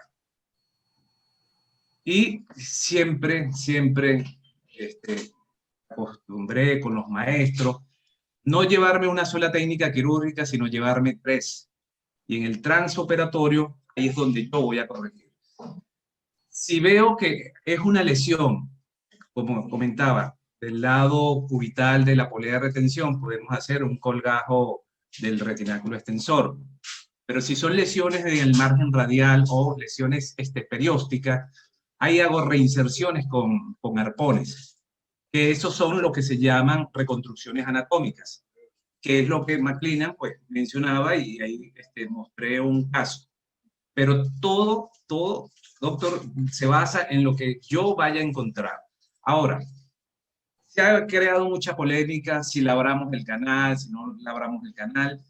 Yo en lo posible trato de no labrarlo, pero cuando veo que es un canal, de acuerdo a la clasificación de Kachima, que es tipo 4, plano, sí te trato de hacerle el surco, porque con eso le voy a dar la estabilidad. Recordar que cuando se producen lesiones antiguas, fracturas, como muy bien lo explicaste y el resto de los colegas, se pueden formar osteofitos, y muchas veces estos osteofitos no se ven y hay que eliminarlo.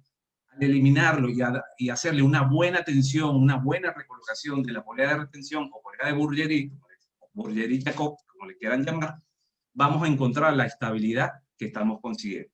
Obviamente, las poleas son costosas, las anclas son costosas, y no todos los pacientes pueden costearse 3 anclas de 1.5 o 1.7, porque eso es dinero.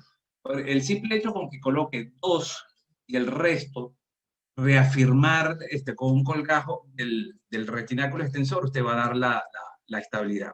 Para terminar, el detallito que le di, el cubital posterior siempre tiene una banda accesoria que se inserta a nivel del piramidal. Si usted desinserta esto y lo traslada hacia el retináculo extensor, le va a dar una aumentación y jamás el tendón se le va a complicar. Otro detallito, que cuando estemos reconstruyendo, colocar las sondas de gabaje, que son las sondas de nutrición para integrar a los bebés, para darle tensión y no quede muy apretado, porque si no, vamos a pasar de una tendinopatía no constreñida a una tendinopatía constreñida, donde el paciente pues, va a tener dolor. Y aquí comienza otra vez el problema con el paciente.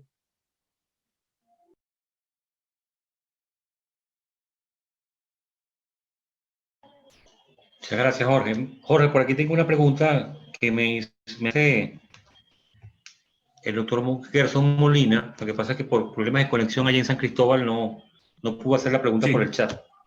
Él pregunta el manejo postoperatorio de la reconstrucción con ancla y cómo manejas el síndrome adherencial, las veces que ocurre el síndrome adherencial. Hola, Gerson. Ante todo, pues un saludo, hermano. Saludo. Mira, el manejo siempre va a ser el mismo, es decir, inmovilización por un periodo de 6 a 8 semanas con férula y posteriormente la rehabilitación. La rehabilitación es fundamental. Los síndromes adherenciales siempre se van a presentar y dependiendo de cada persona si hace o no queloide, va a ser más agresivo el proceso cicatrizal. En estos casos, pues el ultrasonido pues, siempre ha sido la herramienta fundamental de todos los fisiatras para minimizar y ayudar a que se formen este tipo de adherencia. El manejo con indometacinas, con eso pues evitamos calcificaciones heterotópicas, porque muchas veces cuando perforamos y colocamos se nos pueden formar ciertas calcificaciones también. Entonces, curamos una lesión, pero podemos producir otra. Tuve un caso que me pasó esto y tuve que reintervenir, retirar la isostosis que se formó en el sitio donde se colocó el ancla y tuve que hacer cirugía de pura parte plana. Y el paciente pues evolucionó satisfactoriamente. La clave fundamental es la rehabilitación para esto. Gracias, Jorge. De nada. Gabriel, por aquí el doctor Meiser pregunta en relación con la osteotomía de acortamiento del cúbito para el pinzamiento ulnocarpiano. ¿Tiene en cuenta el tipo de articulación? Y me refiero a la dirección del paralelismo de la radio ulnar distal, de la radiocubital distal. Sí, definitivamente es algo que debe tomarse en cuenta y lo mencioné en la charla, es que la clasificación de Tolat es la que habla del paralelismo de esta articulación. Y es que si uno va a hacer un acortamiento y tiene una clasificación de Tolat tipo C, en la cual la radiocubital distal tiene una orientación diferente, y uno hace el acortamiento, va a colocar la cabeza del cúbito en una posición de la fosa sigmoidea fuera de esta, y va a provocar una artrosis por una mala posición de la articulación radiocubital distal. Entonces, claro que se la toma en cuenta y de hecho a los que la vayan a hacer se les recomiendo de tomarla en cuenta para que no tengan este problema posterior, se podría decir. Muchas gracias, Gabriel. Creo que ya en el segmento de preguntas nos queda más preguntas pendientes. No sé si quieren hacer alguna otra acotación. Aprovechando la oportunidad que estamos hablando de patología del lado cubital de la muñeca, es algo muy común que uno tenga casos como el que le voy a mencionar a continuación. Es un paciente joven que tiene un trauma en extensión de la muñeca y que empieza a tener asociado a inestabilidad de la articulación radiocubital, dolor. Entonces, clínicamente usted lo evalúa, tiene inestabilidad evidente cuando lo está examinando, es evidente.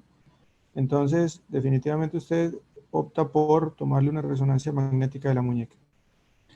Uno espera que se encuentre una lesión de fibrocartílago triangular, pero digamos que, oh sorpresa, te encuentras la inserción foveal intacta, pero a pesar de eso el paciente sigue siendo inestable. Además de eso, vas a encontrar como asociado una ulna plus. ¿Cómo abordar estos casos? Abierto, cerrado, digo artroscópico, abierto, reparar la inserción foveal, perdón, reparar la inserción dorsal del fibrocartílago triangular y sumar a ello la osteotomía de acortamiento tipo wafer. Entonces, no sé, quisiera como escuchar su experiencia respecto de ese tipo de casos. Fredicito, ¿le diriges a alguien la pregunta o es abierta? No, abierta. Estás hablando del trauma agudo. Esta pregunta la hago básicamente porque, a ver, yo me declaro que hago o hacía mucha artroscopia, hago bastante artroscopia, pero algo me cambió la forma de pensar y fue algo que aprendí de Eduardo Zancoli recientemente.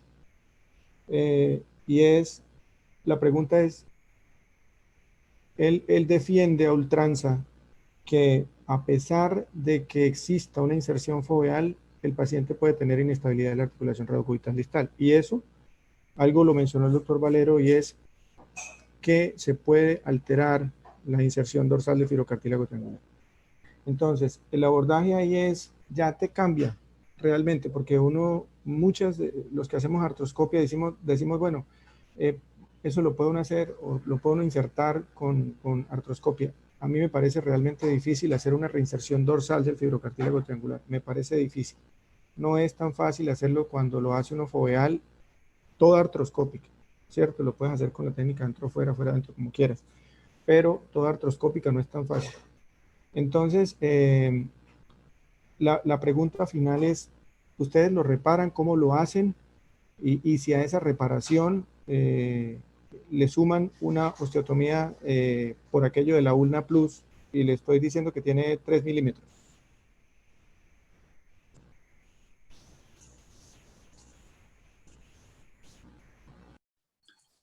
Pues no sé si el acortamiento de la ulna sea una indicación de entrada, porque si fue un problema traumático, lo que tendrías que tratar inicialmente es el trauma, ¿no? Que es la desinserción dorsal.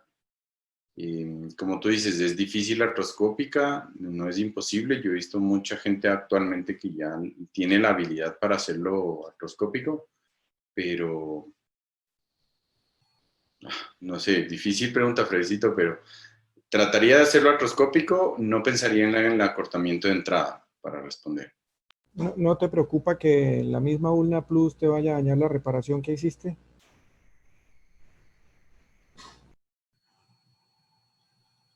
Doctor, cuando estuve con el profesor Zancoli, en este tipo de lesiones lo hacía abierto.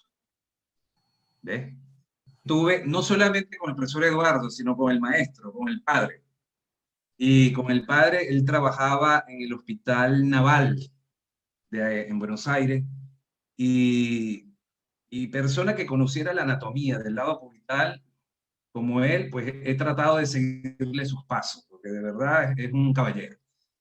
Y siempre él hacía hincapié, por eso cuando hablaba sobre los ligamentos radiocubitales dorsales, recordar que ellos son dos capas, capa superficial y profunda. La superficial son las que tienen los 3 puntos de inserciones, sobre todo los puntos A y B, que son los que evitan la traslación dorsal del cúbito cuando se hace pronación. Si usted reconstruye esto, pues la estabilidad ya la tiene. Ahora, si el paciente tiene una inestabilidad por lesión dorsal, yo reconstruiría la región dorsal, porque si el cúbito plus o los 3 milímetros no le estaba causando dolor, pues no sería descabellado pues dejarlo así. O en el mismo tiempo, pues hacerle una osteotomía del domo del cúbito para darle la estabilidad. Eso se haría abierto. Yo experiencia con artroscopia pues no tengo, no sé lo que hacen artroscopia, qué piensan.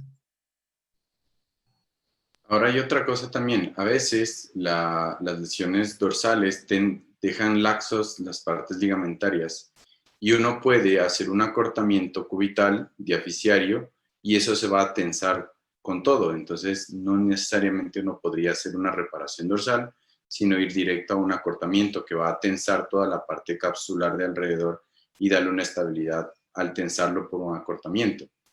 Entonces, estarías trabajando de una forma extraarticular en dos problemas, tanto la una plus como el retensado al hacer la tracción por acortamiento. Pero estoy hablando de una osteotomía diaficiaria. Diaficiaria. Sí, porque yo iba a responder similar a lo que dice Jorge. O sea, cuando hemos enfrentado un problema similar, hacemos abierto. Directamente entramos entre el quinto y el sexto, hacemos la osteotomía distal de tipo wafer y con anclas reparamos el piso del sexto y tensamos el filocartílago. Porque ya vamos con la idea de que el piso, sin una lesión dorsal, el piso del sexto probablemente esté inestable. Entonces, fijamos, vamos con todo abierto. Claro, porque si es una lesión, como dice Alvarito, si los ligamentos dorsales están lesionados o están desinsertados, hay que fijarlo. Porque si están inestables y haces una osteotomía, no vas a producir mayor inestabilidad. O sea, es cuestión de ver en el transoperatorio, como Álvaro comenta. O sea, qué es lo que nos estamos enfrentando y qué es lo que vamos a hacer. Porque muchas veces, como dijiste tú, Gabriel, está bien, con una osteotomía de acortamiento, pues retensa. Pero si los ligamentos están rotos, al hacer la osteotomía vas a entrar en mayor inestabilidad también. O sea, yo pienso que todo es en el transoperatorio. O sea, la verdad absoluta nadie la tiene. Es lo que nos encontremos, es lo que vamos a hacer. Sí, completamente de acuerdo. Hay que ir valorando lo que vaya encontrando uno. Porque uno puede empezar pensando así, hacer una cosa y se encuentra con otra y como dices, hay que llevar 3 técnicas y 3 opciones en la cabeza porque de pronto uno empieza con una cosa, no va por ahí, tiene que redireccionar las cosas y termina siendo la tercera opción, que era dentro de las 3 alternativas. O una mezcla de 3 cosas. Hay otro dilema y yo creo que sigue vigente porque los que hemos podido ver últimamente revisiones de este tema es todavía controversial. Darrash o Sauvé Kapanji. Pues, digamos que el Sauvé en principio te daría una mejor opción para pacientes con una mayor demanda funcional y el Darrash para pacientes que no, porque en teoría el Darrash te da una disminución de la fuerza un poco mayor que la que tienes con el Sauvé Kapanji. Yo pienso que lo que hay que hacer con el Sauvé es evitar o prever las complicaciones haciendo una estabilización y una tenodesis en el mismo procedimiento con flexor carpio ulnaris para evitar el pinzamiento radiocubital distal y eso evitar fallas de la técnica. Yo creo que es cierto lo que dice John, estoy de acuerdo, pero también las fallas, yo creo que nos ha pasado que las fallas es más un problema de planificación que de técnica, es decir, la artrosis de la radio cubital distal, que es la que nos lleva finalmente a este tipo de técnicas, a veces no es la única causa de dolor del lado cubital, ¿no? La artrosis se puede asociar a sinovitis, a una neuritis crónica. Entonces, una buena planificación, porque nos ha pasado que después de hacer esta técnica hemos tenido que regresar y hacer una denervación. Y con la denervación calmó el dolor. Entonces, ya viéndolo retrospectivamente, si lo hubiéramos analizado bien, hubiéramos hecho esta denervación en primer tiempo quirúrgico y no hubiéramos tenido que regresar a completar esta manejo del dolor radiocubital distal, que es todo, es un tema muy amplio, ¿no? Y que hay que analizarlo desde diferentes puntos de vista, ¿no? A veces nos quedamos con lo más saltante y resolvemos el problema, pero como lo anterior, ¿no? No estamos viendo todo el panorama que nos puede estar dando dolor y que finalmente nos lleva a pensar que ha sido una mala técnica cuando en realidad es una mala planificación o una mal abordaje del problema.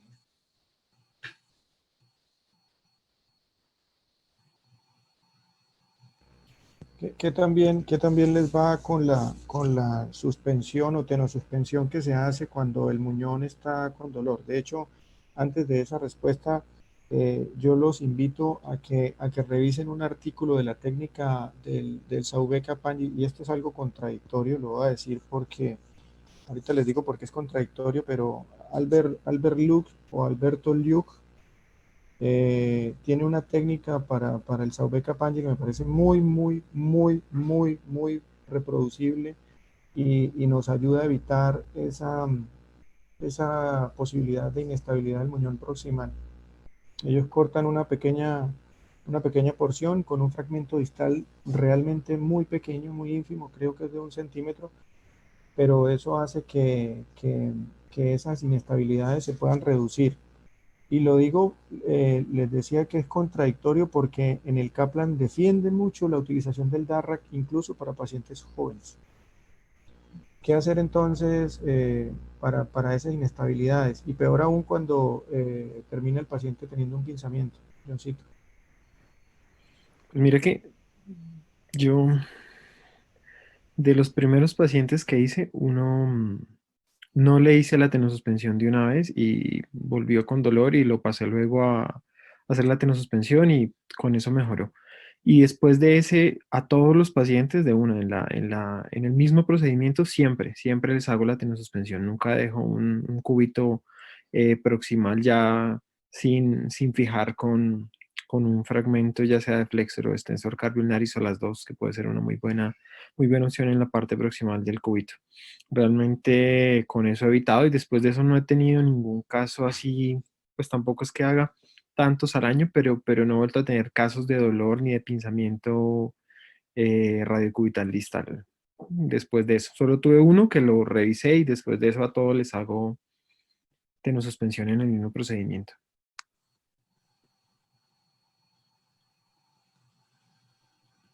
Pero el problema es que eso sí se convierte en un dolor bien difícil de manejar. Realmente, cuando uno empieza a ver ese dolor por pinzamiento, digamos que la interposición reportan que puede ser una muy buena opción, pero después de eso es como que empieza todo a ir de para atrás y a veces termina uno haciendo hasta, pues yo nunca he hecho una prótesis de checker, pero mencionan que puede ser la solución final.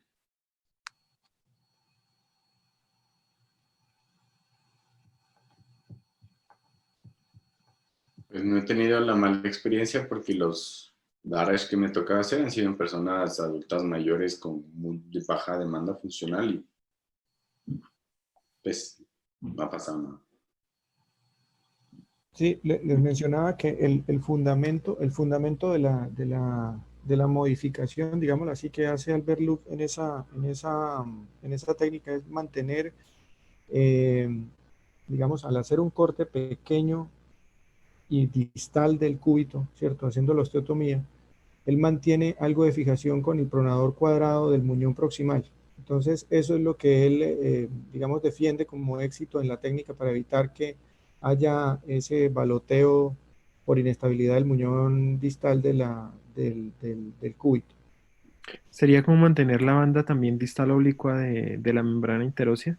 De hecho, claro que sí, claro que sí. Entonces, lo que él busca con la técnica es invadir lo menos posible los tejidos blandos aledaños y hacer muy específica el corte de la osteotomía y dejar una brecha muy pequeñita. Okay. Hay quienes que se preocupan mucho porque, o por lo menos cuando uno hace la primera, se preocupa mucho porque el espacio entre la brecha es algo angosto y uno se preocupa, ¿será que va a osificarse o no? Y una de las cosas que ellos recomiendan es quitarle todo el periósteo a la zona donde uno hizo la osteotomía adicionalmente. Entonces, les invito a a revisar el artículo, si quieren lo compartimos, luego se los comparto, pero es realmente una forma muy, muy buena para poder hacer la técnica y es realmente reproducible, es mucho más fácil por un par de maniobras, incluso para pasar los tornillos, los hace uno desde el lado articular hacia y los retrocede nuevamente, entonces eso hace que la técnica sea un poco más fácil para fijar el muñón distal. Doctor, prácticamente, perdón, excelente. Doctor, prácticamente eso vendría siendo una osteotomía intracapsular, porque lo que se debe resecar vendría siendo 5 milímetros. Sí, Y las correcto. mismas estructuras, las partes blandas, es lo que le va a dar la estabilidad. Y con eso pues, el paciente no va a presentar dolor. Así es. Antes era cuando se resecaba el fragmento y la inestabilidad, pero se comprobó que al resecar mucho segmento óseo, la inestabilidad era bárbara. Al resecar poco y hacer las osteotomías casi intracapsular, resecando 5 milímetros, pues las mismas estructuras blandas pues, le van a dar la estabilidad. Y el paciente va a estar sin dolor. John, hablaste de esa prueba, esa técnica de Hugh Lin-Shaid. ¿En qué se recomienda? Porque igual, si bien es cierto, es una técnica, no podemos decir antigua, pero sí es, digamos, de las primeras técnicas que hay. En la actualidad, yo hago Hugh Lin-Shaid, pero quiero que nos ayude John diciéndole cuáles son las indicaciones específicas para un Hugh Lin-Shaid. Pues digamos que yo también me he pasado a hacer Julian Shine, me parece que tiene unas ventajas frente al AMS, es un poco más sencillo de realizarlo, te da una estabilidad un poco mayor. Realmente si tú comparas la estabilidad del AMS versus el Julian Shine, digamos que eso queda bastante rígido cuando lo haces, con algunas, digamos que las personas que no lo defienden tanto refieren que puede haber cierta rigidez, pérdida de la pronosupinación, pero digamos que la estabilidad que uno obtiene es bastante buena. Uno debe hacerlo siempre que tenga una estabilidad marcada, crónica, con insuficiencia ligamentaria y que no puedas hacer una reinserción del fibrocartílago triangular tardía, que ya no haya forma y que tengas un cartílago todavía viable, si no, no tendría mayor utilidad y el comportamiento no, a largo plazo no sería bueno, pues porque ya tendrías una artrosis marcada de de la articulación. Y es muy, digamos que también cuando hablamos de las inestabilidades dorsales, es una muy buena opción para este tipo de inestabilidad.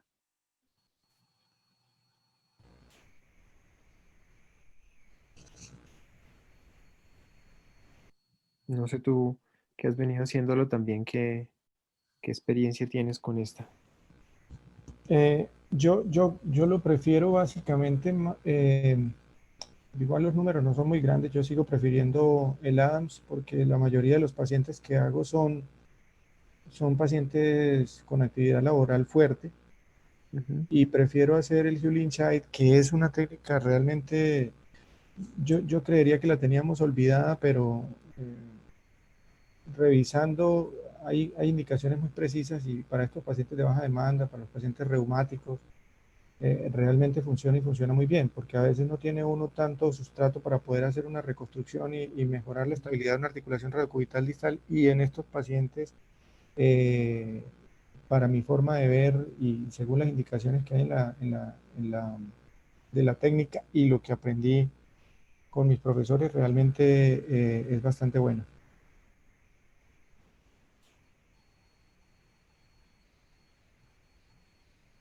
Yo lo he hecho un par de veces. Hay que tener una consideración y que la bandeleta a la mitad del tendón que uno va a sacar sea lo suficientemente larga para poder dar la vuelta y hacer la reparación final. Porque cuando uno lee la técnica original, uno lee que tienen que sacar una cantidad total del tendón, pero realmente tiene uno que sacar más tendón más largo para poder dar la vuelta y eso. Y otra cosa es que quería preguntarte, tú que la haces creo que un poquito más, Usualmente uno tiene que pasar por el fibrocartílago cuando está roto. ¿Qué pasa si no está roto? ¿Lo tratas de dar la vuelta? ¿Le haces algún, no sé, qué haces para poderla pasar? ¿Perforas el fibrocartílago? ¿Lo pasas por fuera o le das la vuelta por Pero, los ligamentos alrededor? porque la técnica, pues digamos que la puedes hacer pasando sí, por el piso triquetral, básicamente. Ajá. Lo pasas Pero por la salida debajo. final dorsal, Digamos que se puede suturar, ¿refieres a cuando ya lo vas a fijar sobre el mismo? Porque lo podrías, ajá, sí, si el fibrocartílago, pues general, pues es raro que no te lo encuentres roto, pero si no, habría que pasar por la parte, digamos que más dorsal que pudieras encontrar. más dorsal para no Pero- pasarlo por el centro. Exactamente. Ujú.